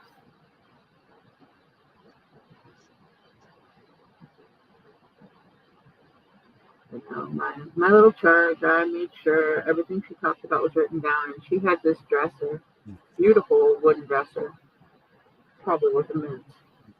And she had all her personal things that she had left in the world were in there. She had some really nice jewelry, some silk, some things from her wedding, a couple things that were her mother's. And this photo album, it had to have probably close to 1,500 photos in it. And from memory, she could tell you each and everything in every photo, every person on every page, from front to back. And every day, at the end of the day, before she would go to sleep, we'd take the book out and she'd tell me about the next person on the next page. And I'd write it in this little journal. And we managed to get through the entire book. So if anybody did come to claim her things, they had a very well-detailed history of everything in her life that she told me. That she had gotten injured in an accident as a young kid on the farm. She'd gotten a hay bale hook had hit her in the head and caught her eye. And she lost one of her eyes. And she lost part of her leg in another accident. But other than being blind from severe glaucoma in the only existing eye, the only thing that was wrong with her, she couldn't walk because she couldn't wear a prosthetic. She was never comfortable with it. So when we had to go somewhere, she hopped on my back. I constantly got yelled at for having her riding on my shoulders. And I said, no, she's tiny, she's safe, and she's happy. You see a smile on her face? That's why I'm here. Right. There's not enough people out there in that type of book. We went outside when the weather was nice, and we'd sit outside. Everywhere she needed to go, I carried her.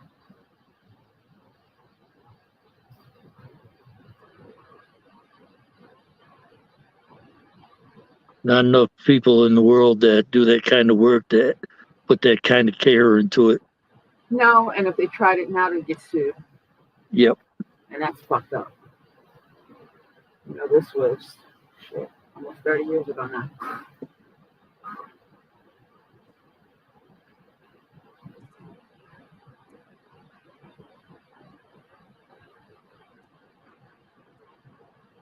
Yeah, she had some great stories. Talking about the first time that she had a ride in a car. Welcome back, Jimmy. Hey, Jimmy.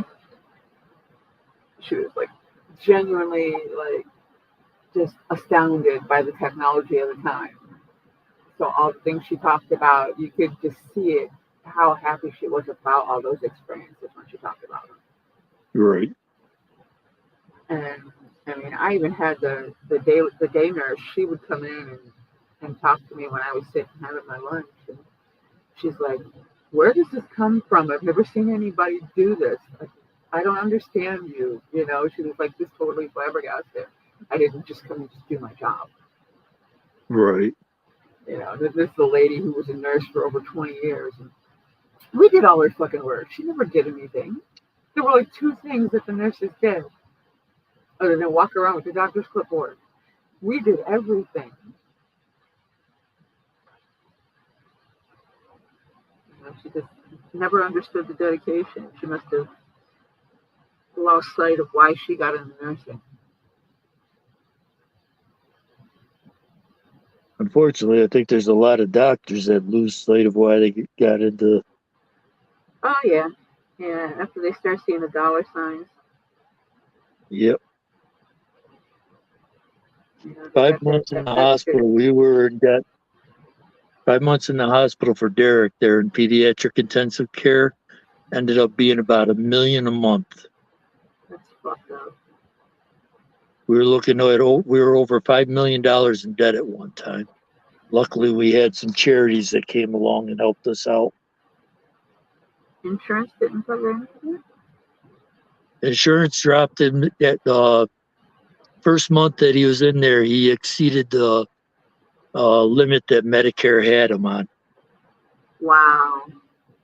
So the fucking state dropped him. Yes. Wow. That's fucked up. And then, he was in there from October through February. And took in, when it crossed over in the new year, they picked it up again. And within a month, they dropped it again because he'd exceeded his allotted amount. And I had to sign for being responsible for all the bills, or else, the care would have stopped. See, that's another thing. They can't refuse care. That's against the law.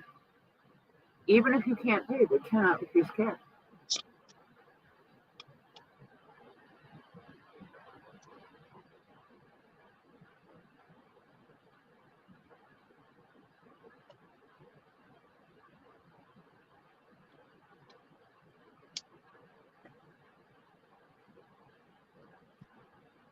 Okay.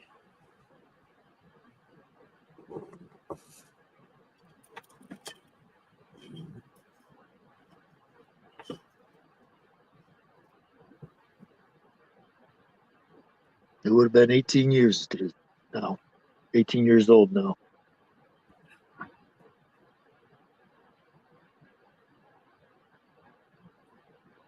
Sorry, didn't mean to get off on that. That's all right. That's what we conversation is conversation.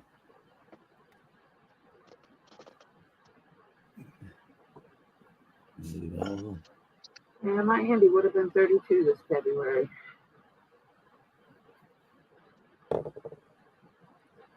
That's what, 13 years? Yeah, that's...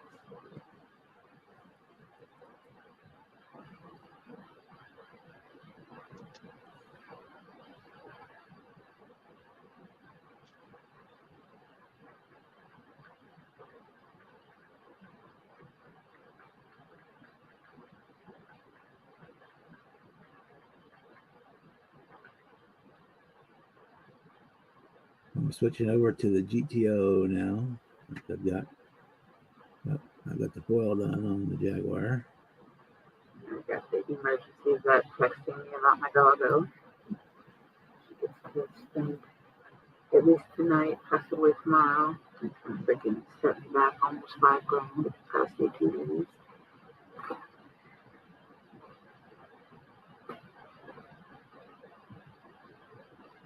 Wait for it to get a little bit cooler before I spray the clear coat.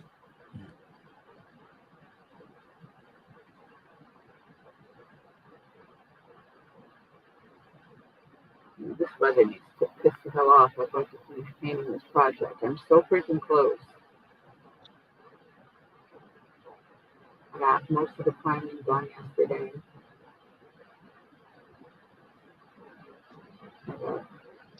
I don't know if I'm going to do anything else to the interior or not. The dashboard's done. And the big steering wheel.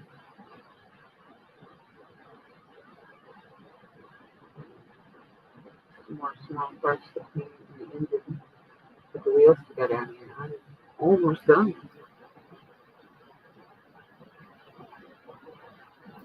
Hey, Jay. It's going to shit every time I have a chance to do any painting.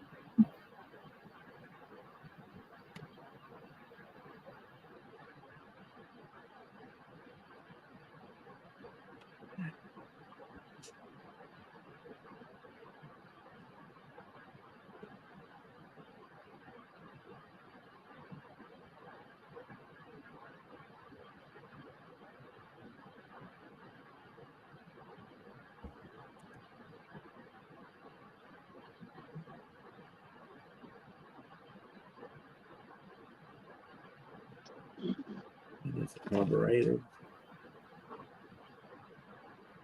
This.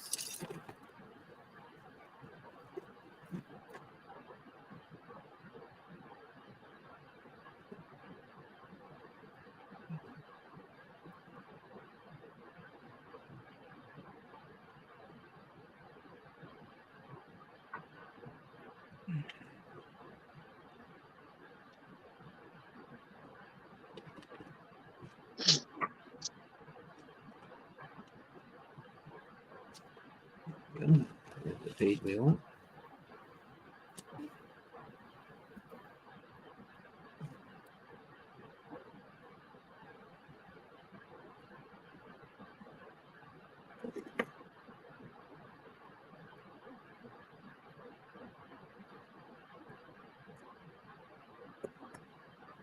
Paint that pan. We're sitting here and I got paint out.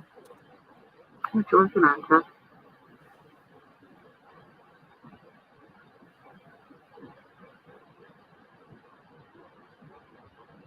There's the Chuck. Come in, Chuck. Ah. What are you working on? Oh, I got a couple of different sedan bodies here, and I got a Z chassis from Iceman, and I was just comparing the looks of them. And I had 32 out on it. I'm not really feeling it though. Yeah. So I'm debating on whether I'm going to continue on it or if I'm going to go on to something else.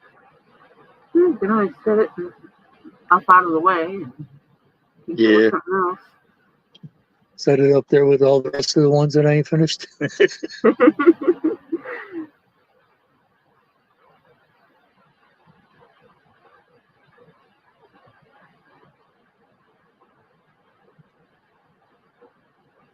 I also got a wide body kit for the 69 Camaro, but I don't know if I'm ready on that yet to go after that or not. Right now, I don't know what I want to do. Yeah. Well, I want to get this one done because this is my one of two for the senior build. So just this one in particular needs to be finished. So, Yeah, we're gonna be getting a home health aide for my mom here shortly. Come in a couple days a week to help me not have to argue with her about taking her meds and stuff, because she seems to listen to other people better than she will me.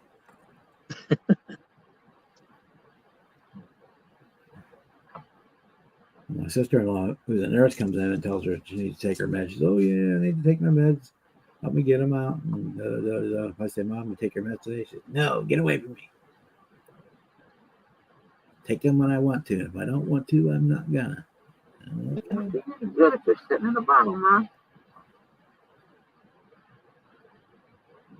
Yeah, my father's wife had to go back up to the hospital today. She's got some kidney issues going on. I think I already said that. Yeah.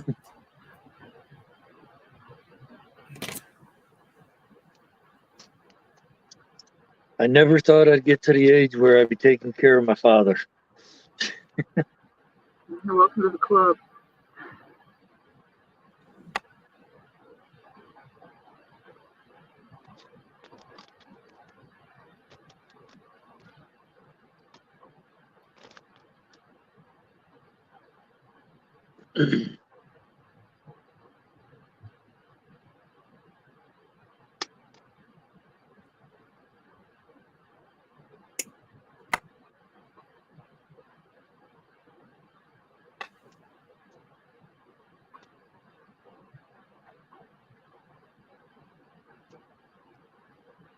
I do feel a little bit better, Bob. This was the chop top somebody else did on one of these. I think mine came out a little bit better. I've been working on this one a little bit too, so I haven't chopped anything. I get them from Flintstone pre-chopped. I cheat. Yeah, I think you're in better shape than that one is.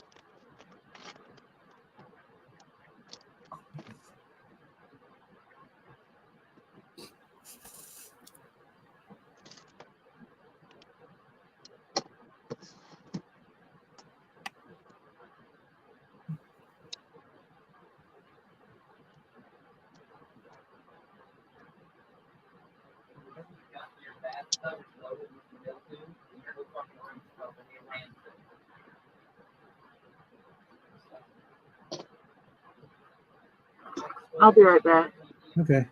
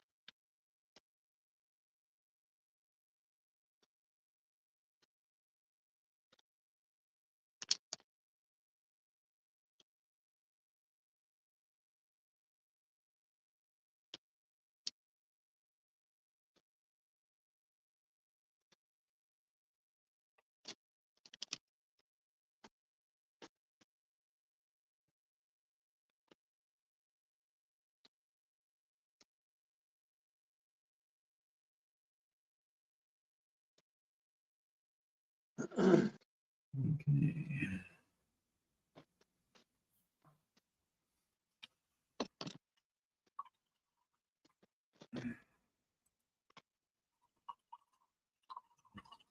We're up to 17 watching.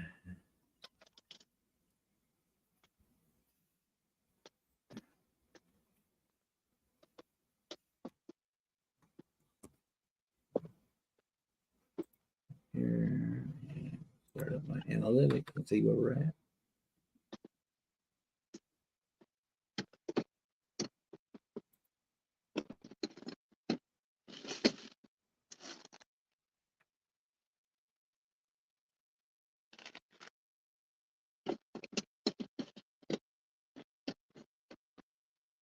Here we go.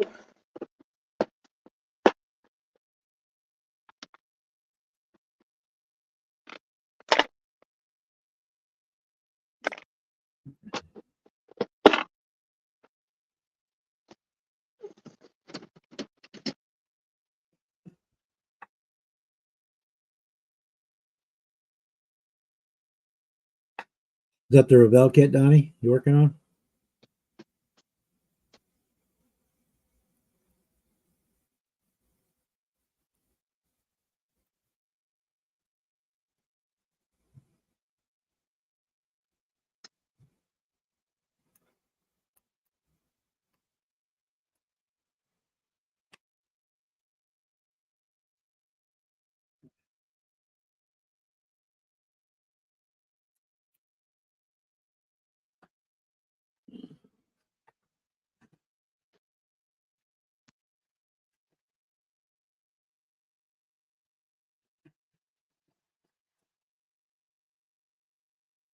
Yeah, they started chemo on my niece for her colon cancer.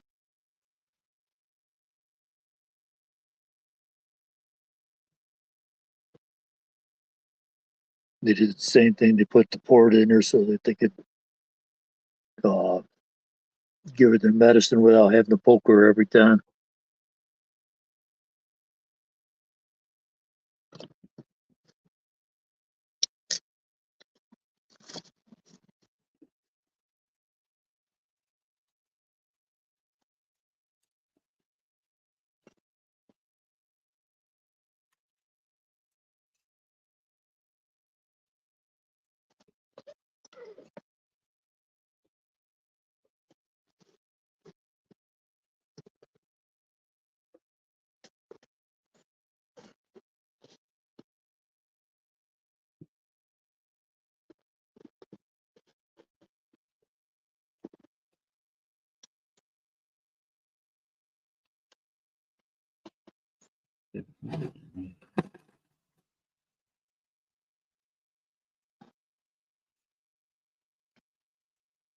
I think I got a better one in my stash.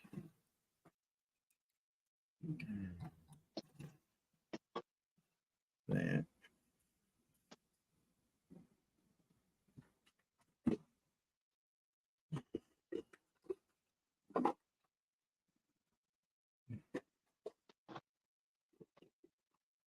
Hey Ted, how are you tonight?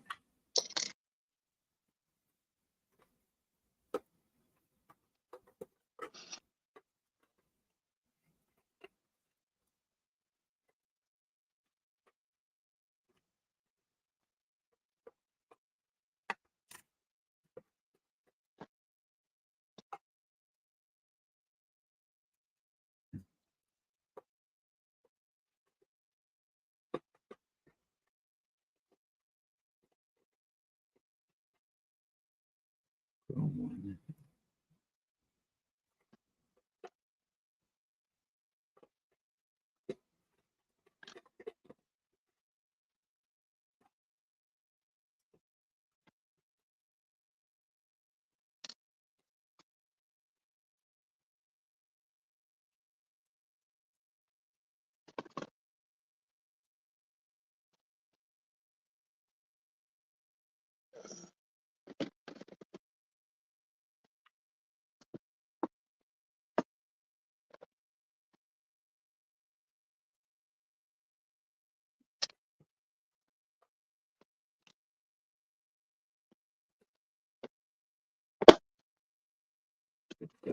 Boxes. Got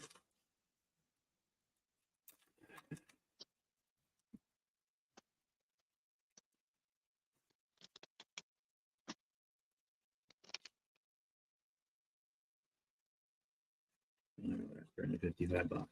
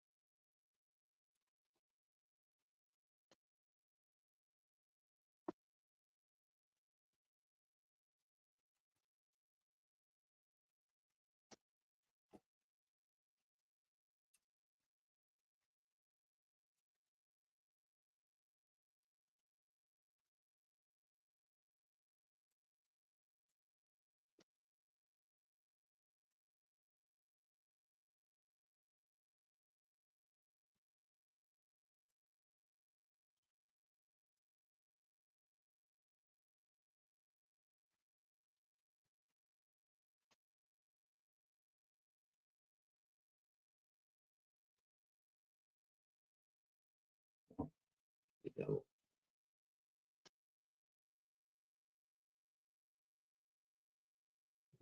Jack.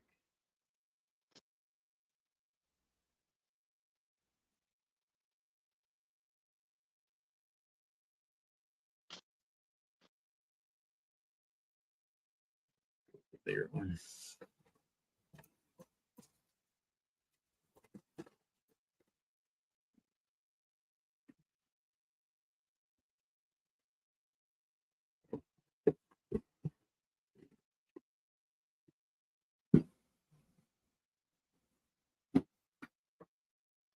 You're welcome to hop in if you like there too. We're got plenty of room tonight.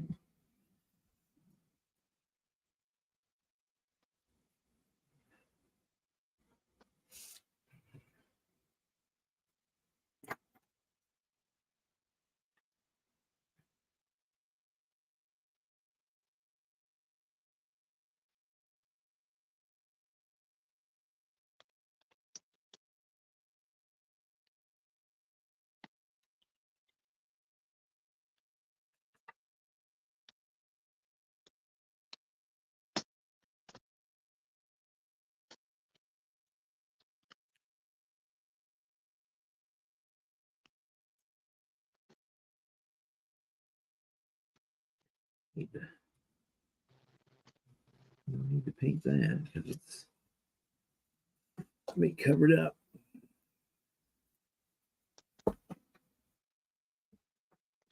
I was hoping them headers would work, but they ain't gonna work.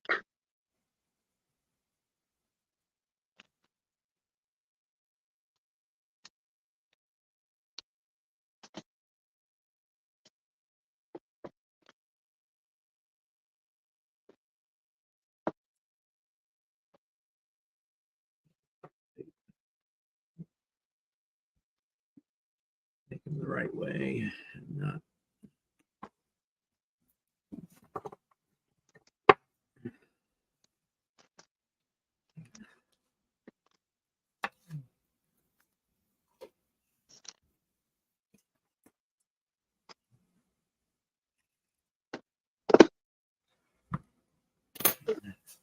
Medical tape works great, guys, for doing air breathers and stuff like that. Oh yeah.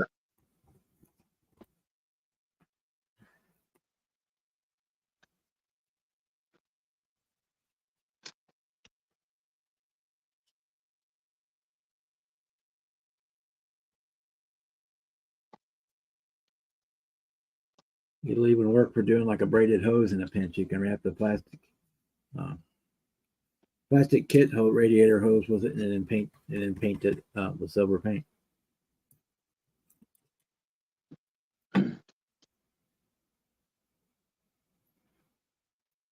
I should have grabbed some of that before I took in. Well, not the same stuff. What they had was trainer's tape, which is pretty much the same as the medical tape, but I should have grabbed some of that before I retired. They're constantly leaving the stuff out in the field after the games.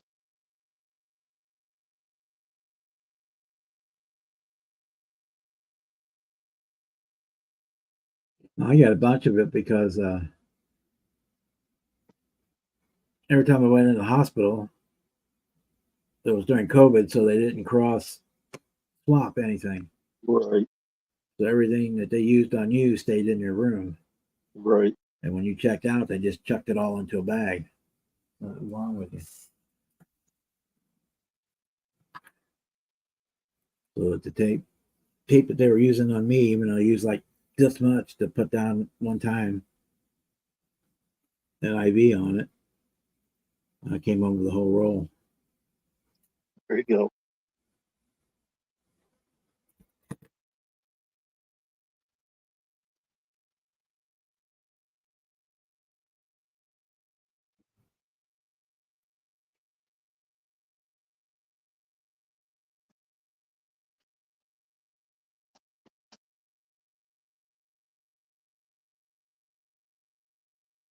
Of course, they probably charged the insurance company $200 for that roll of tape. Oh, absolutely.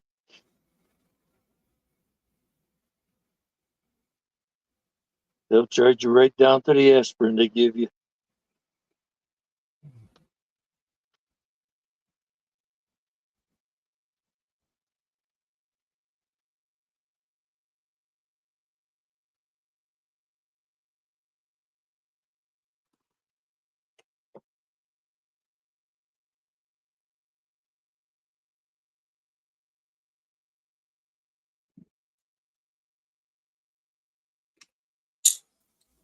In fact, the one when I had surgery, I couldn't get out of bed for like 2 weeks while it was healing. They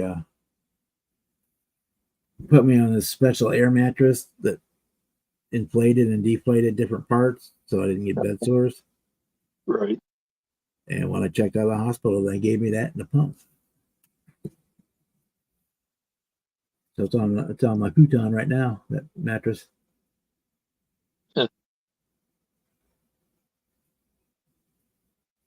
So it was easily something they could reuse, but because it was COVID, Right. anything I came in contact with was basically, if it couldn't be steam cleaned or something, or put in the autoclave or whatever, then it went. If it was porous in any way, then they had to get rid of it. Yeah. Like the actual mattress on the bed was wrapped in it was like a plastic Ziploc bag. And then they put the sheets on top of that. It happens all the time, Edward. I get used to seeing somebody's videos all the time. And people that would come up like every day or every 3 or 4 days that have a video. And all of a sudden you stop seeing them. It's like, well, did they quit making videos? And you go look, and it's for them. You're unsubscribed.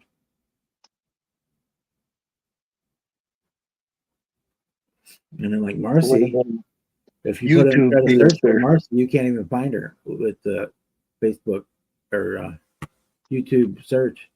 You put the scale model muse in there, and you get Doug White model muse. But then you can't find her. You have to go to a Google search, and then it comes right up. It's like the first one.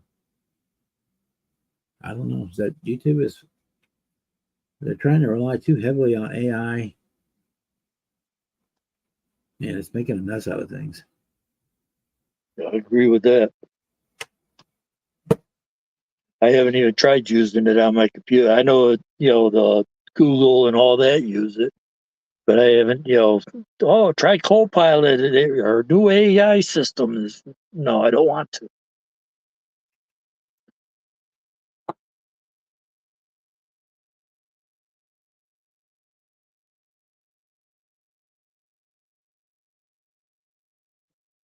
Back, so see it.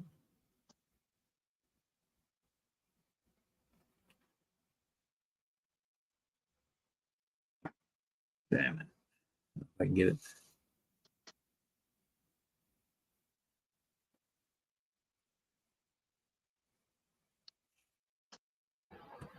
I'm back. Welcome back, Marcy. Thank you.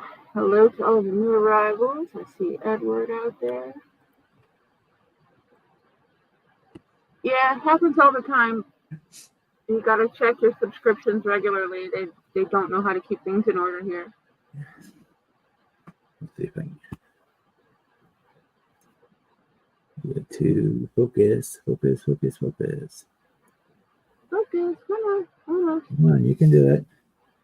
Find it. There we go. A little bit Find better. it. Find it. There we go. Yeah, you can use it. Good. Yep, Did you last moved. again. Using the medical tape, it works out really well for air breathers. Okay, cool. I just want to find it. Got too much going on. We'll get over here maybe. There we There you go. Oh, yeah. Okay. Is Got the that whole just regular white sticky bandage tape? medical tape. Yeah. Just a regular old Yeah. stuff they use when they put your IVs and stuff on. They tape your Yeah, tape the stuff special down. stuff. And it's got the right, and you can use it for a braided hose too. You can wrap your kit radiator hose in it and paint it silver, and it works for braided hose. Yeah. It's got that similar texture to an actual hose. Yeah. I'm sure I got some laying around here somewhere from all the myriads of trips to the hospital with Dad. Yeah, that's the problem I had when I did the little one, is that they only gave you the option to do either a white one or a blue one. Basically,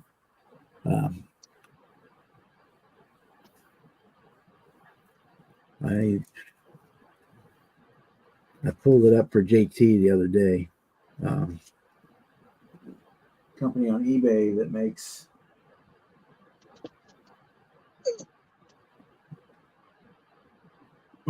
they do the Bandit decals, and they're like $8. Is that a Tupperware bowl, Bob? Yes, it is. I haven't seen one of them in years.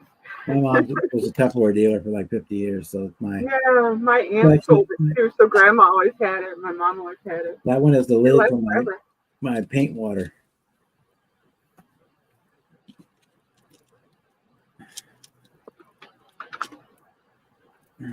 If you want, I can put the link up for you. He does these in the black and gold. Oh, let me change camp. Oh, let me do it this way. Probably work better. Ooh, those are nice. He'll do that in the black and gold, and he also does it in the blue. And they're like $8. Would he do it for a 1/16 scale, you think? I believe he probably could. I'll put the link up for it, and you can always ask him. Yeah. When I get to that, I'm nowhere near getting to that project. I do want to build that, but I first gotta have somewhere to put it. And he could probably do other colors too, because he does a lot of the ones for the 1/64 scale. Mhm. He could probably, I'm sure he could scale the decal Hey, Kev. for those. I'll pull up the link. Yeah, I don't think I copied that one last time you shared it or talked about it. Let me go here, go to the Bay of Hey, Eden. Gary. Hopefully I don't kick myself out like I did last night. Right? Don't click that X. Don't click the X button. Yes, you click the little X, not the big X. X on the tab, not the X in the far right corner. That's the one in the corner, yeah. I did that the other day. Myself out. I always do that. I get so many tabs open and I get overzealous clicking and I click the whole damn thing off. Just a happy little clicker.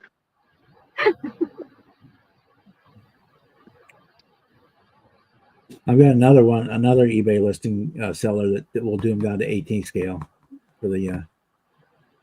I'll put that one in too, but we get find the other one first. Yeah, I think the Firebird I have is a 116. I have to go and look. I'm pretty sure it is. But anyway, bigger, way bigger. Depends on what part of the country he's in. Australia has many time zones. I'm going to hazard a guess and say it's the wee hours in the morning. Then.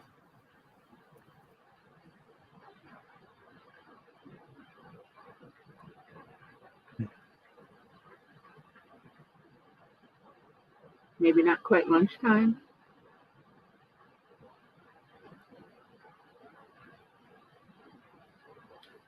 Yeah, almost lunchtime. That puts you, what, around Canberra?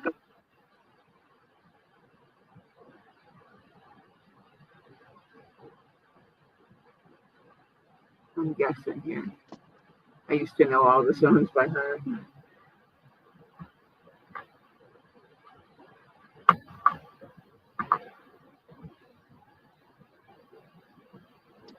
Well, I just got a doggy report from the emergency vet. They are insisting it's severe gastroenteritis. Of course, she's a retriever and she's 2 years old, and everything goes in a retriever's mouth. Absolutely. I would not rule out that it is some sort of, just something that she shouldn't have eaten doing it, but it could also be a lot of other things like parvo, and the symptoms are the same. So they got her to eat a little bit, and she only had one more bad potty episode in the last 9 hours, so whatever they're doing is helping. Yeah, if we just want the actual fire chicken, he does those 118 through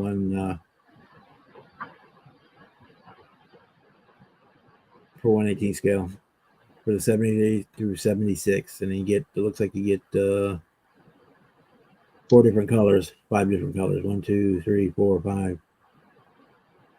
Here, let me do a share. Cool, yeah. I just want the bird. I don't want anything else. Let me do a share screen. But it's the same. It's the same guy that has the other one that I put the link for.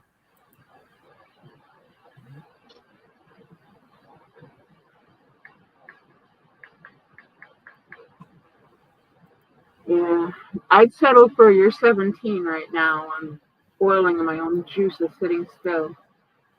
Your 17 is about 62 degrees Fahrenheit, give or take a point.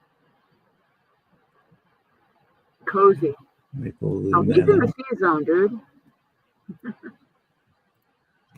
So you got a red and orange one, or red and yellow one there, it looks like. Black and gold, gold and yellow, blue and white, and then red and silver. Okay, yeah, that's all the common combinations. There's gets the black background. It is Second Chance Red Lines 164 decals is the username, and it's $10 for that set. You get the five chickens, and they're clear back, but they do have the white base behind them, so you can use the put them over dark colors. And that's the same guy that I got the black one, black and gold ones that I used on the Jimmy Flintstone.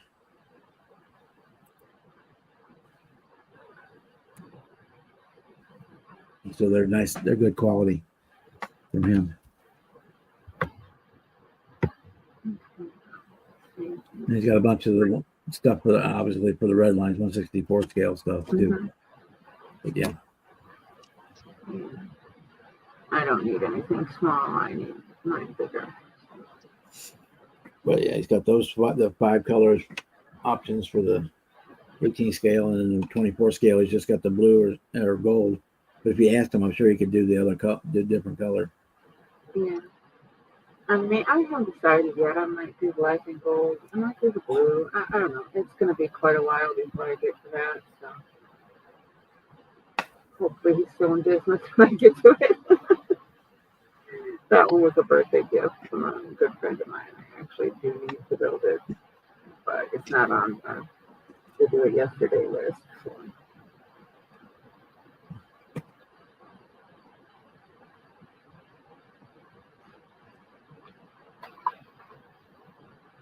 And,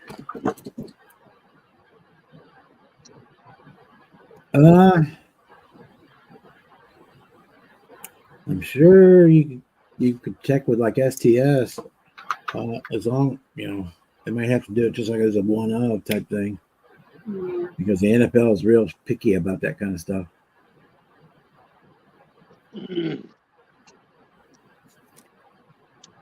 They all want their cuts nowadays. Yeah, Yeah. but you can. I mean, You you're could check with privately them. requesting it. You can ask, and they can totally do one Just- of if they choose to. So. But he's not going to do a commercial one now.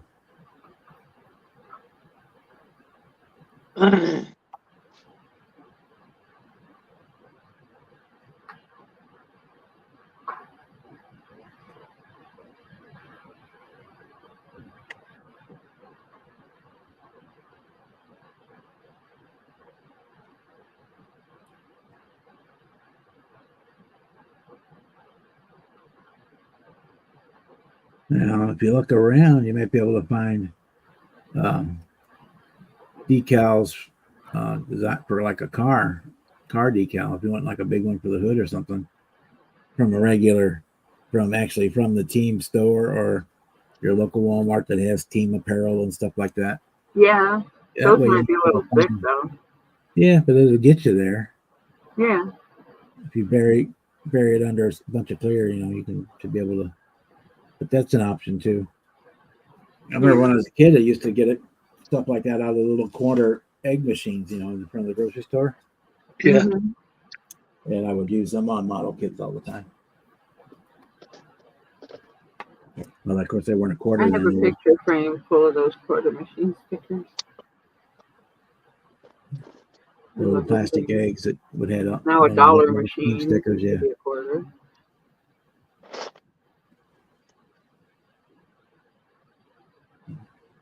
gumball machines. That's the word I was looking for. You get the little egg out of the gumball machine.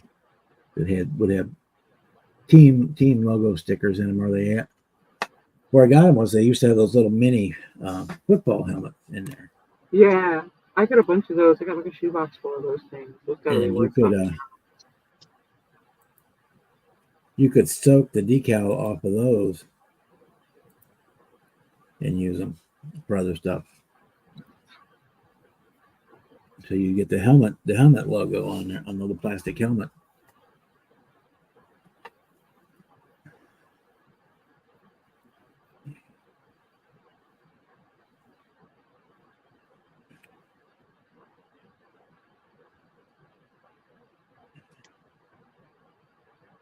Of course, they probably couldn't sell those now because it's probably a choking hazard or something like that. As long as they label them, they can still sell them. The new vending machines that they have they have them in our mall here.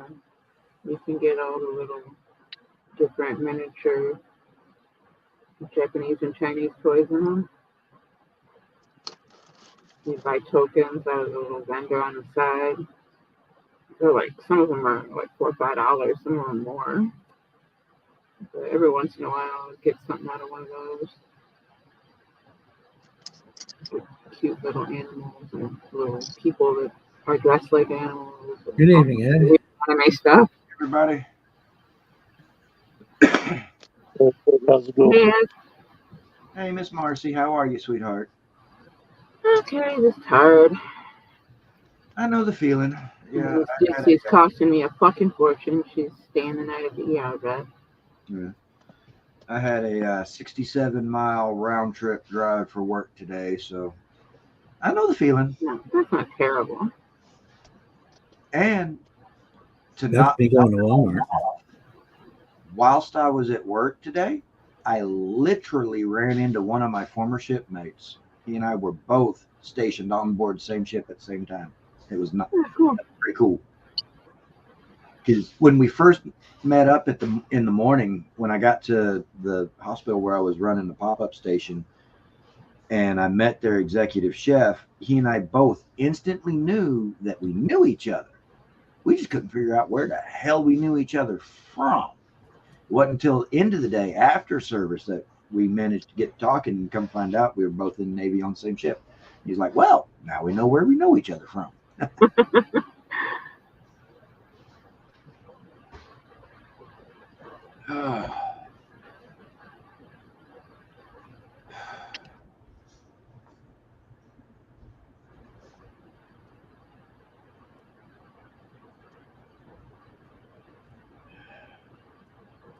Yeah, we used to go to bowling alley on Friday nights and blow half our allowance in the pinball machines. Or Miss Pac-Man. Yeah. My mom and dad used to bowl on a mixed doubles league on Wednesday night, and my mom bowled on a ladies league on Thursday nights. And my mom would give me $10, and my grandma would give me $10. So I had $20 for the 2 days. All right. And I'd go in an arcade, or nobody ever sat in the bar, so the barmaid would let me sit at the table next to the jukebox, and she'd give me money to play the jukebox. I never used my own money.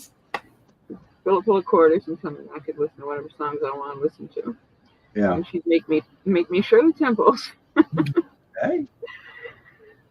Sounds like a good time. Her name was Linda. She was a nice lady. She worked there forever. All right, Mr. Donnie. You have a good night. Sleep well. All right, Don. Have a good night. Night, Donnie. My God.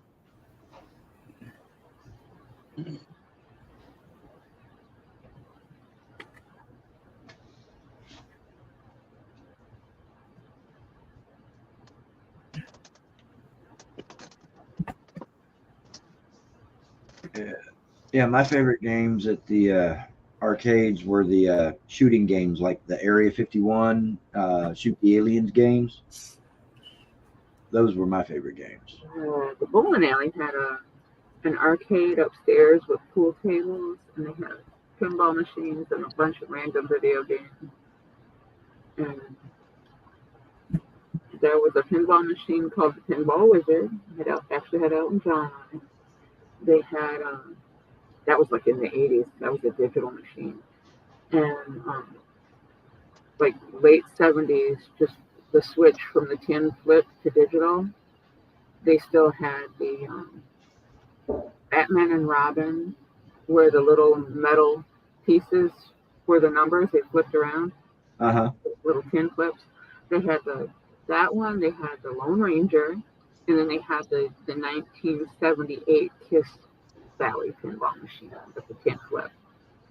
Say, Marcy, I've been meaning to ask you on your little tagline under your name there for your on-screen thing. Were you the one that Ozzy was singing about? Maybe.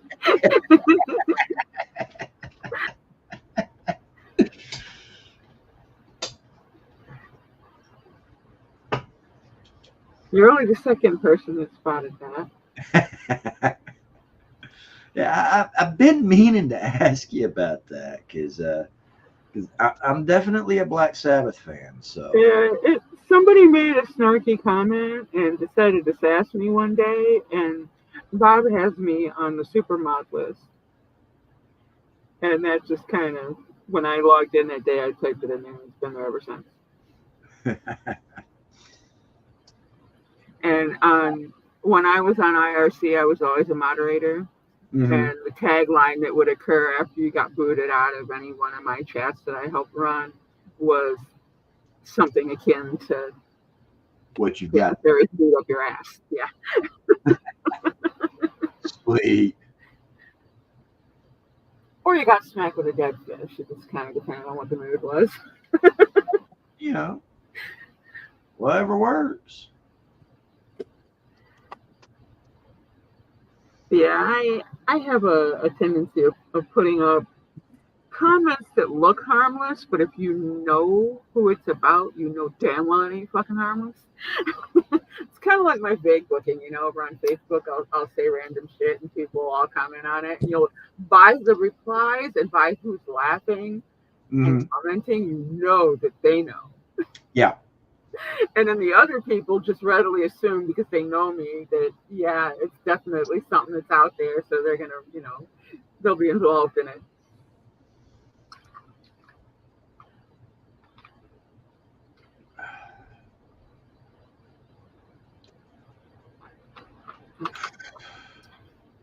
I only look harmless. That's the part people forget. Kind of like me. I mean, I pretty well go everywhere with a buck knife 119 on my hip. I only look like a teddy bear. I could be completely unarmed and be just as dangerous. Oh, yeah. I mean, I did have the option when I was in the Navy to take some kind of basic hand-to-hand training from the United States Marines. And I did go ahead and avail myself of that option. Yeah, those are good skills. So, on a good day, I can still get my legs over my head, so I can still kick you and knock you flat if you're taller than me. Yeah. And in sparring matches during my hand-to-hand training stuff, I got asked many a time if I had bricks attached to the ends of my arms or what. No, you just know how to I get it. don't hit that hard, do I? And they're like, no, yeah, dude, yeah. That just means you hit You correct. holding a brick or something up in that glove. I'm like, no, I take the glove off. No, it just this. Yeah, well, that's a damn brick. Just means you learned how to do it right, that's all. Exactly. A properly landed punch can hurt no matter how fast it's coming at you. Mm-hmm. And the fact that if, like, say I'm going to punch somebody in the face, which I generally will try not to do because face is hard. Hand is Yeah, hard. not if you hit it right. Hard object versus hard object. Yeah, it's going to cause some pain, but for both people, I much prefer to punch soft targets. Hurts the person I'm punching much worse to punch a soft target, like, say, a kidney. I don't know. If you hit him in the nose the right way, you could end it all. Yeah, there is that.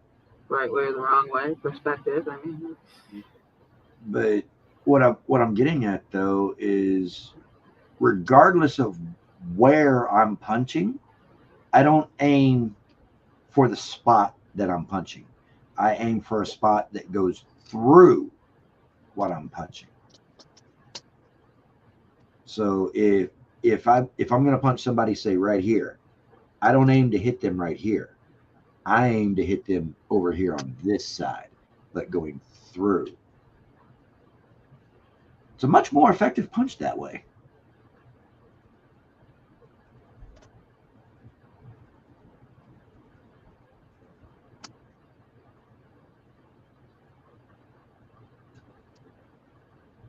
Yeah, that's part of the reason why I don't like punching faces. I'd much rather punch something soft, like, say, a kidney. One, not so likely to break my fist. Two, the person I'm punching is going to get more pain out of that kidney punch than they are out of a face punch. yeah, I got in a fight once and ended up breaking 2 fingers, but also took out 3 of the bitch's teeth, so. Yeah. It was worth it. It's absolutely worth it. I busted my pinky and my ring finger on my left hand.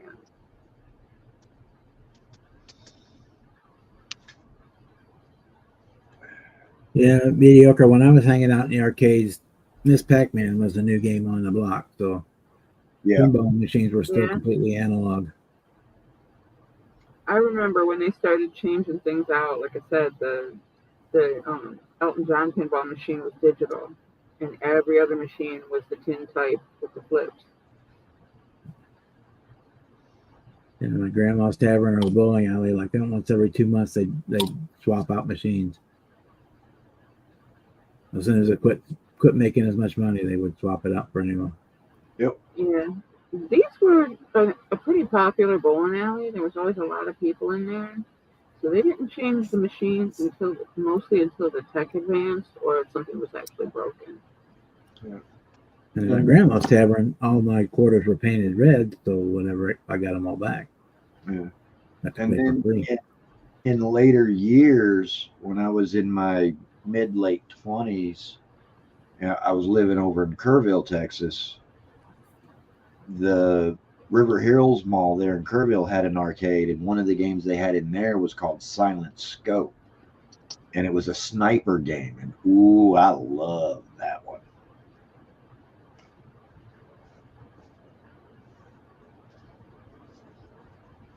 That's one I don't recall.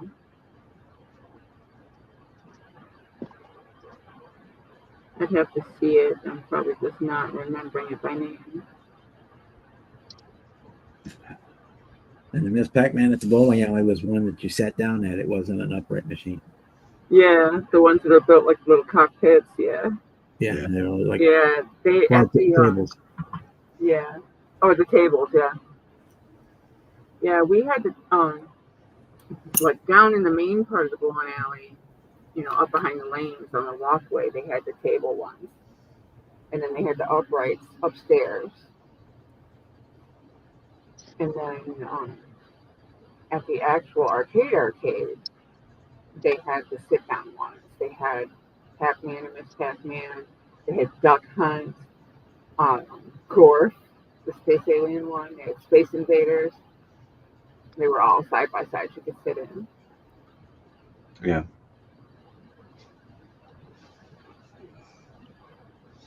Back when football was king. No, you know what? I've been known to play a game or two of foosball.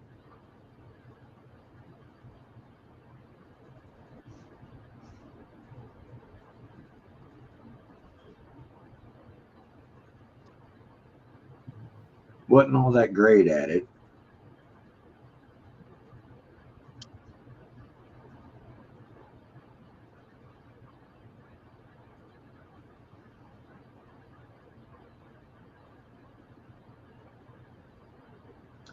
Yeah, I never really much cared for skee ball either there, Boston. Not that I didn't play it every once in a while. My grandma was really good at skee ball. I used to play it with her.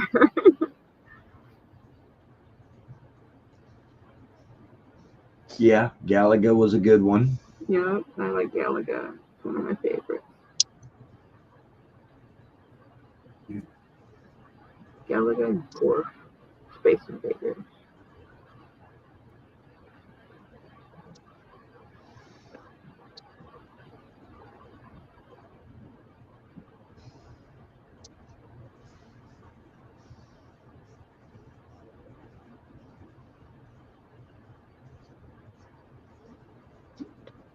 Yeah, I was probably a freshman in college when Dragon's Lair came out. And that was like the big news because that was a 50-cent game. Yeah. Donkey Kong was cool. They had there was one called Crazy Climber. It had two handles on it. You walked the guy up the side of the building and had to avoid the people coming out the windows and throwing flower pots after. That was fun. I put 50 cents in that sucker and played that thing for hours. I rolled that machine over I don't know how many times.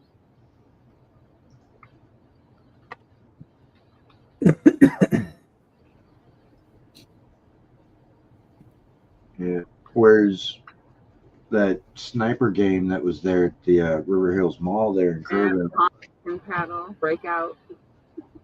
the operators of the there didn't much care for me playing that game. because at that time the arcade games had switched to tokens. You put your dollar bill or your coins in the token change machine Yeah. and spit tokens back out at you, and then you Yep. just put the tokens in. And Silent Scope, if I remember right, was a 2-token game, and I'd put my 2 tokens in, and that'd be it. I wouldn't put any more tokens in the game, and I'd beat the game every time. They didn't much care for me playing that game. Then again, they didn't much care for me playing the Area 51 games either. Because while I wasn't as good with the pistols as I am with that rifle, I still did fairly decent at it. Yeah, I lost so many fingernails to air hockey because I would forget and put your fingers down. And those are- Yeah, those are the- I ended your, up with a bruised hand from air hockey more than once. somebody fire that puck and it hit your finger right on your fingernail Mhm. because you forgot to put your hands on the outside of the Yep. dealie instead of inside. Yeah. Mm-hmm.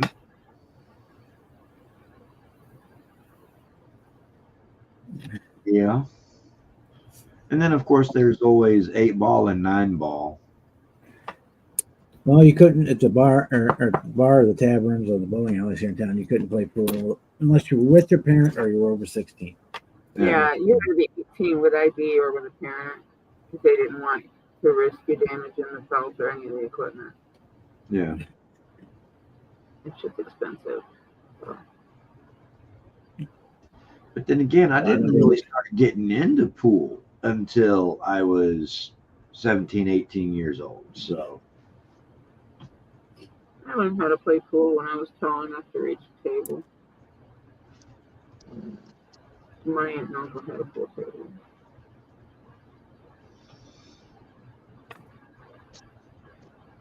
I think they just thought that the kids would tear up the felt on it, but the reason it was it didn't allow you. Mm-hmm. yeah. Which is also why a lot of pool halls don't like you to jump the ball. Yeah, no skipping. Mind using Skipping English of any and every which kind you want to use, but they don't like it when you jump the ball. No skipping. Skipping is cheating and it damages the table. It damages it when the ball comes back down and impacts the slate underneath the felt. It does damage the slate, and you chance ripping the felt with the tip of your cue stick when you're sitting there, Mm-hmm. basically coming straight down on it. Yeah.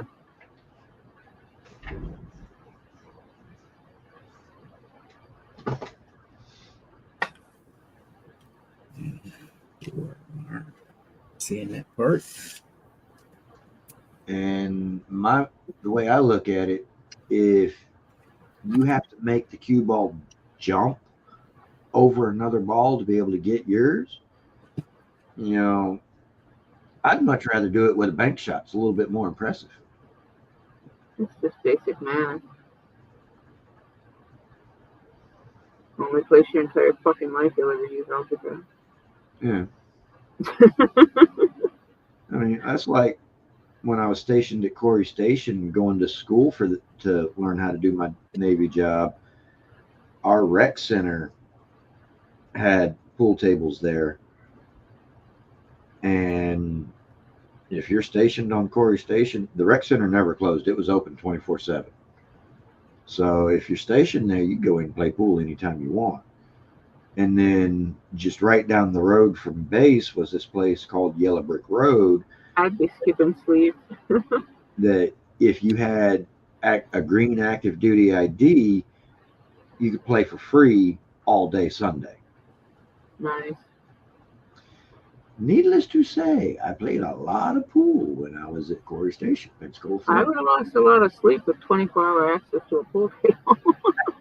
Right? Yeah, I didn't get a lot of sleep then either. So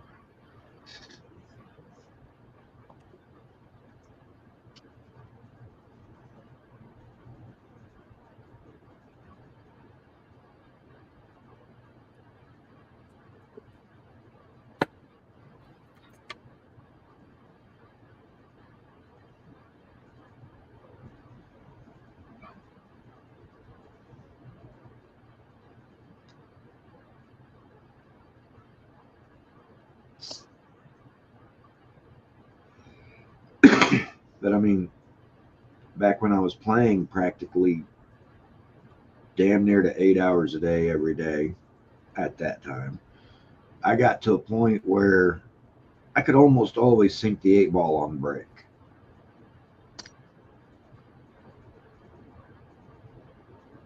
Or at least anytime I wanted to. So, and it was kind of fun because I'd go out to a club and take my cue sticks with me and kind of just set them on the table over there with my buddies, and I'd go and I'd start playing the quarter pool tables there at the bar with a house stick. And I'd be doing fairly decent with that house stick. And somebody'd come up, lay a couple dollars on the table. So I'd pull my wallet out, lay a couple dollars on the table. We'd play, and sometimes I'd win, sometimes he'd win, and we'd always just kind of up the bet a little bit. And by the time the bet got to be about $150, $200, that's when I'd be like, all right, one moment, go get my cue sticks. And proceed to rock his world. Dude, if I decided not to sink the 8 ball on the break, I'd put 2 or 3 in the pockets on break and then just run the whole table. Hey, Edward, how you doing, brother? That's all right. You ain't the only one that didn't say hello. I didn't say it much either. That kind of nonsense gets you in trouble.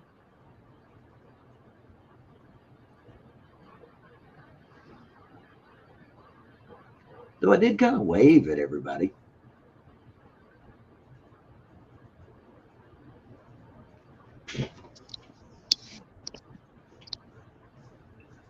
All right, mediocre.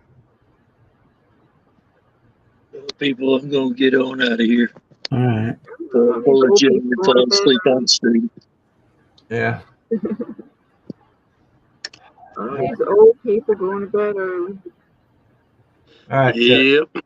You have a good night, brother. Gotta get up early to go to the hospital tomorrow.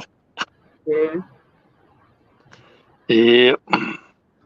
And then if you got 2 or 3 people playing on the same table, then you play a quick, somewhat friendly game of cutthroat. Night, guys. It's fun.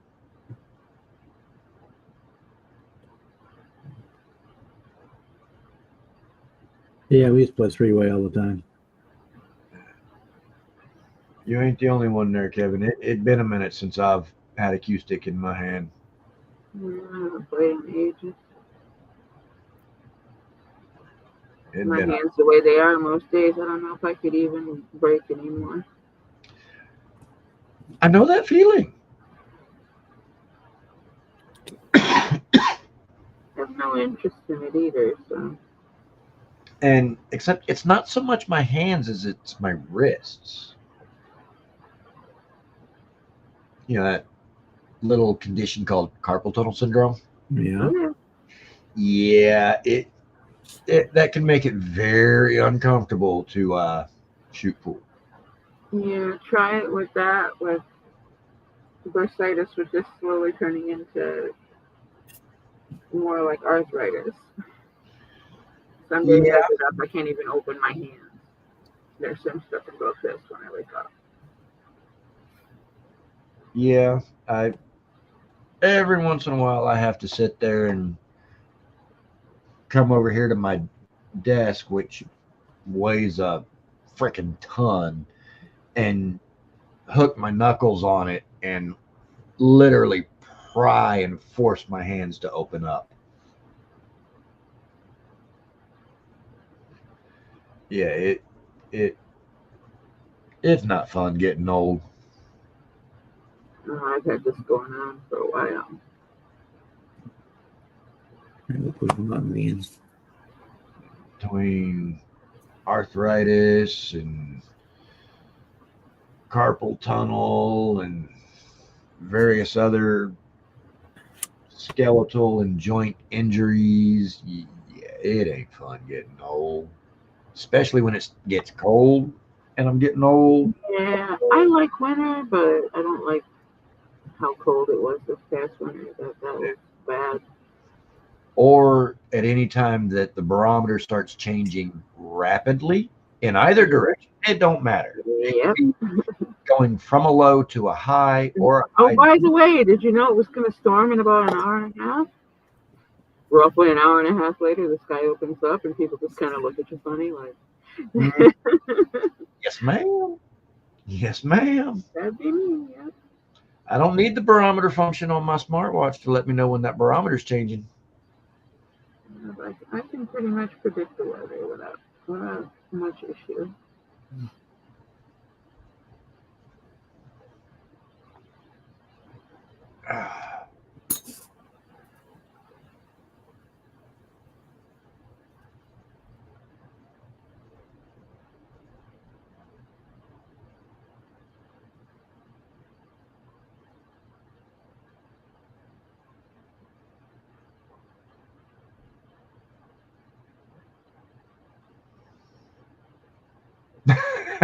Wheelchair ping pong.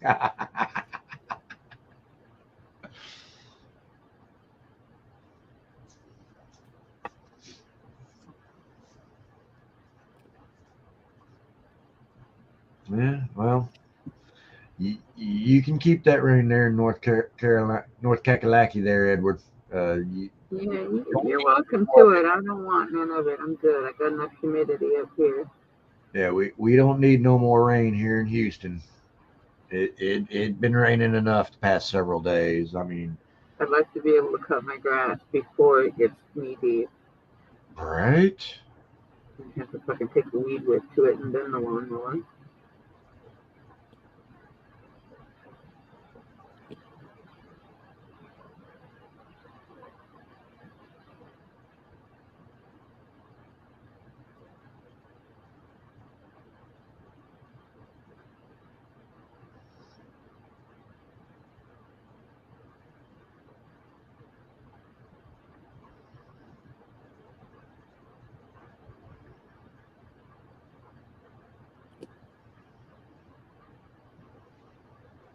Okay, there's that. Start page.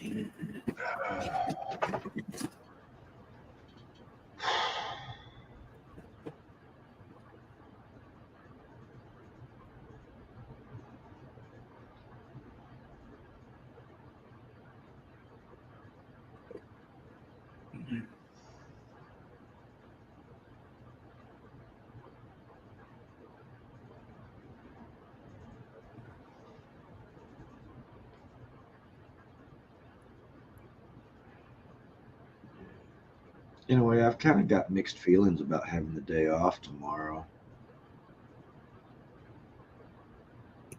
On the one hand, I'm kind of not liking it because, well, I could be working, putting hours on my paycheck, making a bigger paycheck.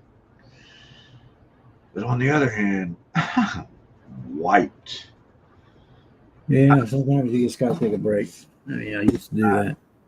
I'm definitely looking forward to not crawling my skinny tail end out of that bed over there until around 10, maybe 10:30 in the late morning, early afternoon. It's usually when I get up to about 10:30. Dad don't get up until 10:30. And I work midnight, so I don't have to be awake in the morning. I used to, if I don't want to. Generally, on days I have to work, I'm rolling out of that bed anywhere between 4:30 and 6 a.m. And when you're not a morning person, Yeah, that sucks. yeah, that's when I'm going to sleep. So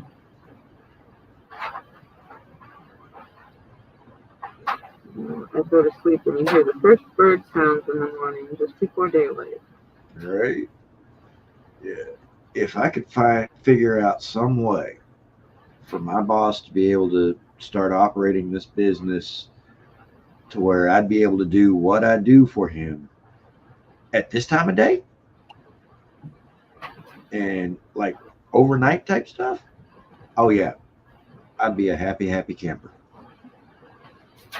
However, not much call for catering at midnight to 3 in the morning. It just not much call for it.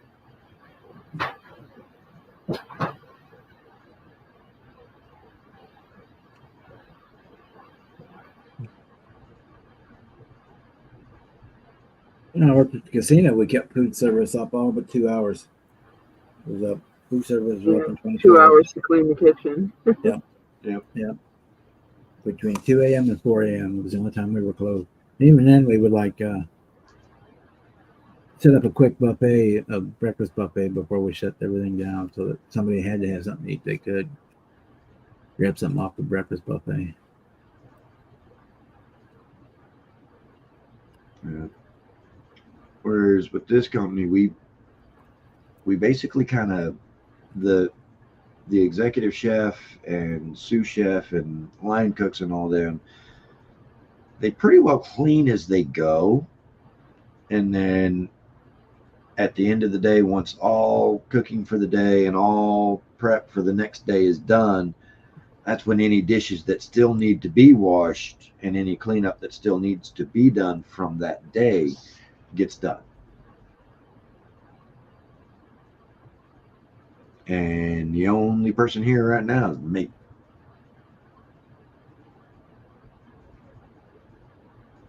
Yeah, we would too, like the steam tilt skillets and the steam kettles and all that would get done, that were going, but then stuff that had to be shut down to be cleaned and stuff like that, we'd do it in that 2 hours, and then do a full mop of the kitchen floor and all that. They'd run the machine through there, and Yeah. it was always between 2 and 4. Yeah, we generally get our kitchen staff here. They generally get done with doing stuff like that 4:30, 5 in the evening. They're done. They're out of here. They're gone. They're going home. Anything that needs to be deep cleaned had been deep cleaned. The entire kitchen and packing room and dry storage have been swept and mopped, and the overhead fryer vents have been taken down and degreased and cleaned and put back up, and the ovens have been cleaned, and the flat tops have been bricked, and the grill top has been wire brushed, and all of it. Like I say, 4:30, 5 o'clock, they're done. They're out of here. They're going home.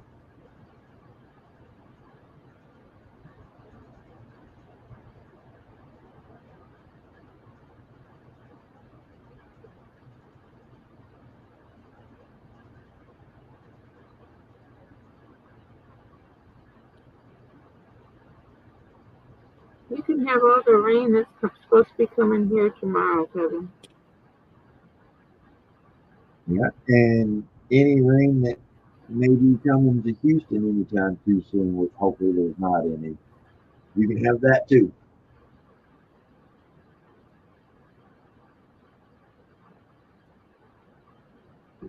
And speaking of rain,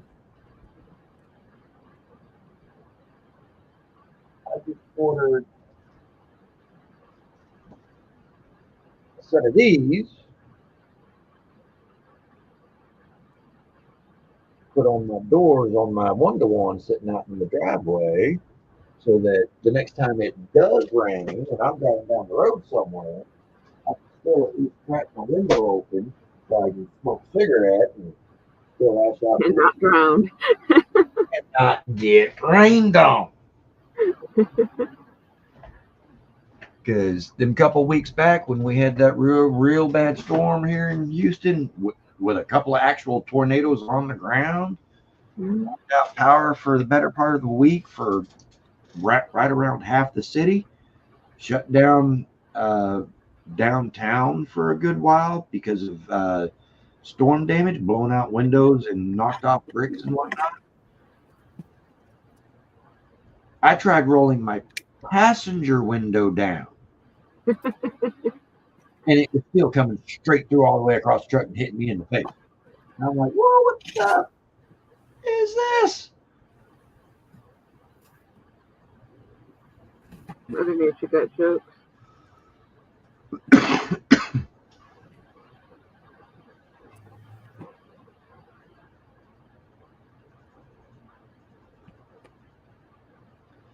Yeah, just don't let any kind of city official catch you throwing the M80s down there, Kevin, because they might not like that much.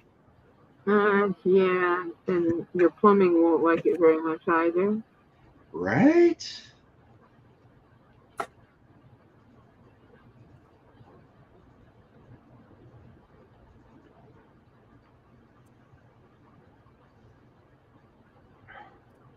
I mean, don't get me wrong.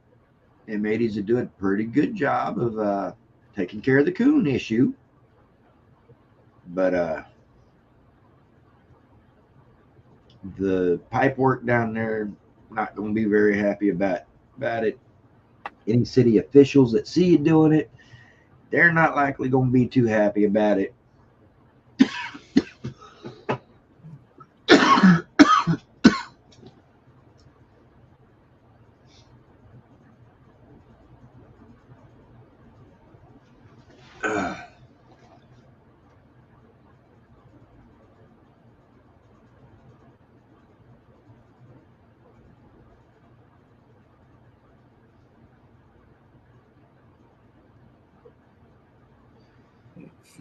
Fond of the fireworks like the M80s and the Black Cats and the Ladyfingers and things that basically just make noise. Those, yeah, big deal. I like the ones that go up into the air and make pretty colors. Those are the ones I like.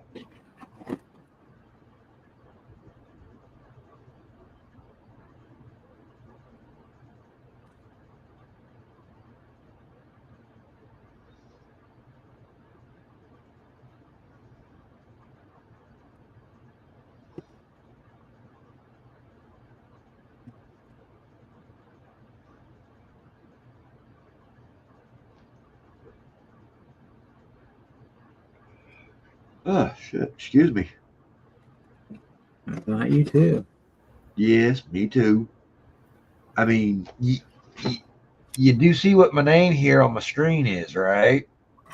There's a reason for that. Come on now.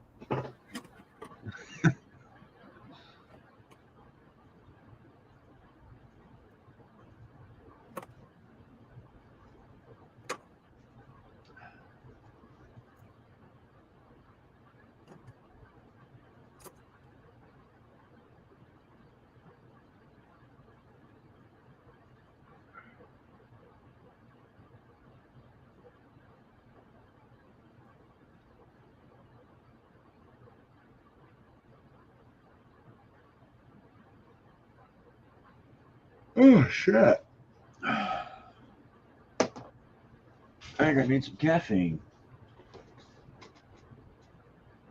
I'm yawning way too damn much. More like you need to sleep.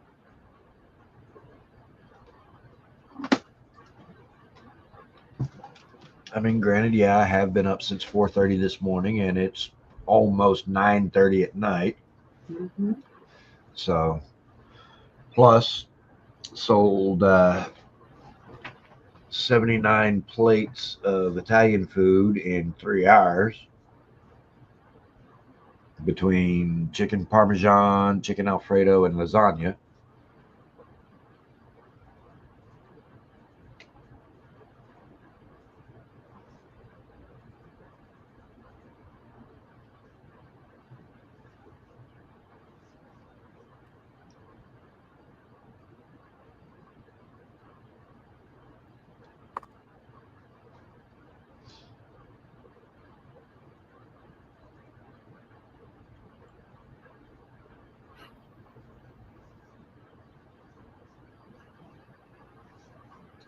And speaking of skeeters, there's several puddles that are, because of how saturated the ground is, they're kind of not going away here around my driveway and whatnot, that I need to get out there and take some bleach and pour in there because there's skeeter larvae just swarming in those Take a puddles. handful of salt and throw it in there. That'll do it too. Yeah. Yeah, use salt. Bleach is damaging. Salt will kill those skeeters Salt will too. take care of that. Oh yeah. Oh, okay, No, cool. they can't live in salt water now. Because I mean, I knew the chlorination from the bleach would do it. Then again, chlorine killed just about anything. Well, salt is sodium chloride. Yeah. And that's one thing we got plenty of here that I don't have to pay for. Hey, appreciate the tip. Yeah, so you got some kosher salt. Just throw like a handful of kosher salt in each one of them puddles. That'll kill them off. Nice. Yeah. Yeah. Oh, I think I'll get that. If I don't get it tonight, I'll get it sometime or other tomorrow.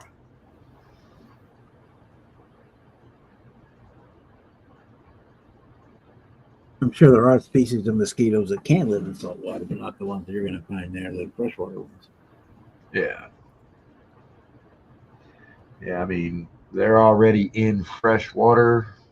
Well, I wouldn't exactly call it fresh. Well, I mean, it's not salt But- water. But yeah, it's not salt water. They don't care how gross the water is. All they need is the water. Right?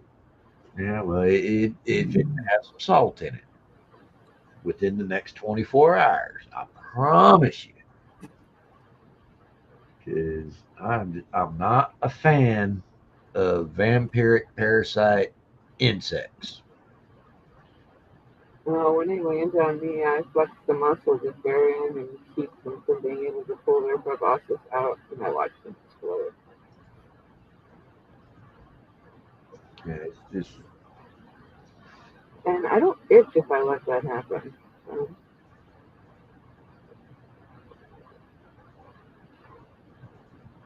Might give the occasional red spot. But I just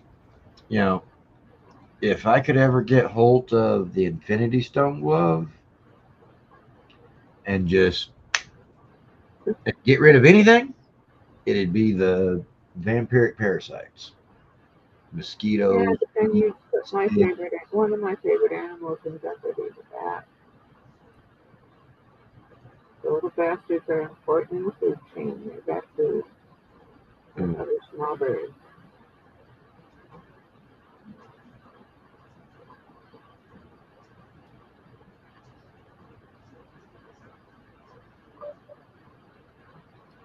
Another insect that would be gone as part of that snap, cockroaches. Ugh.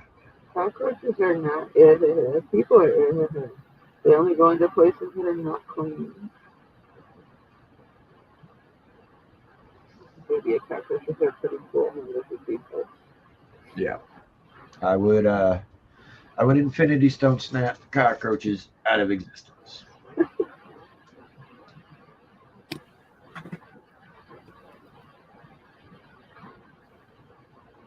As well as fleas and ticks and Yeah, fleas and ticks can go fuck off. yeah.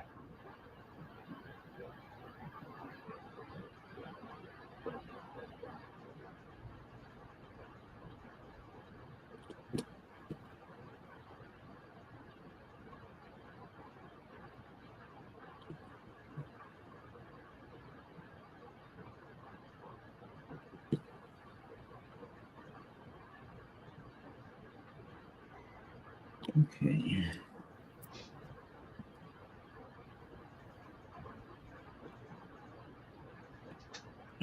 Let's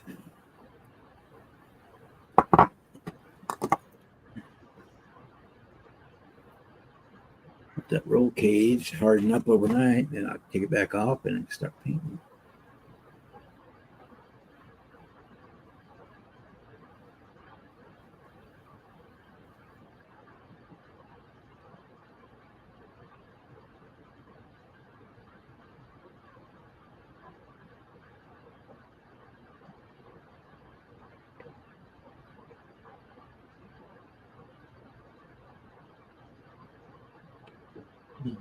see what they say.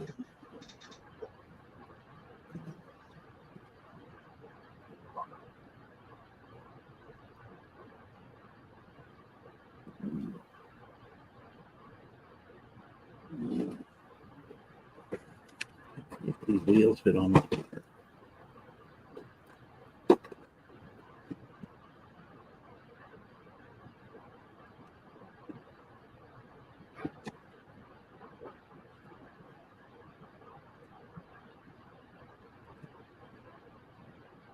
I'll put it in the NASCAR box, so that's why.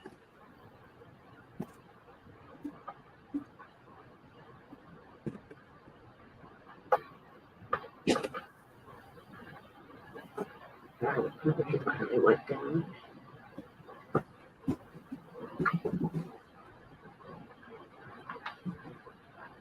These tires will fit on the old rims.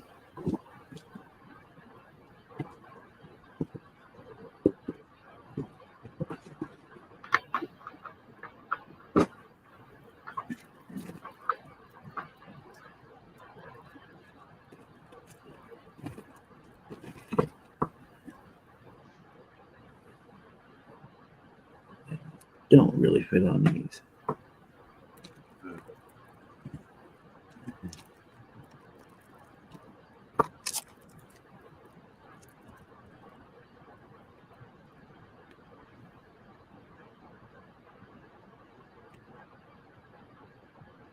That'll work.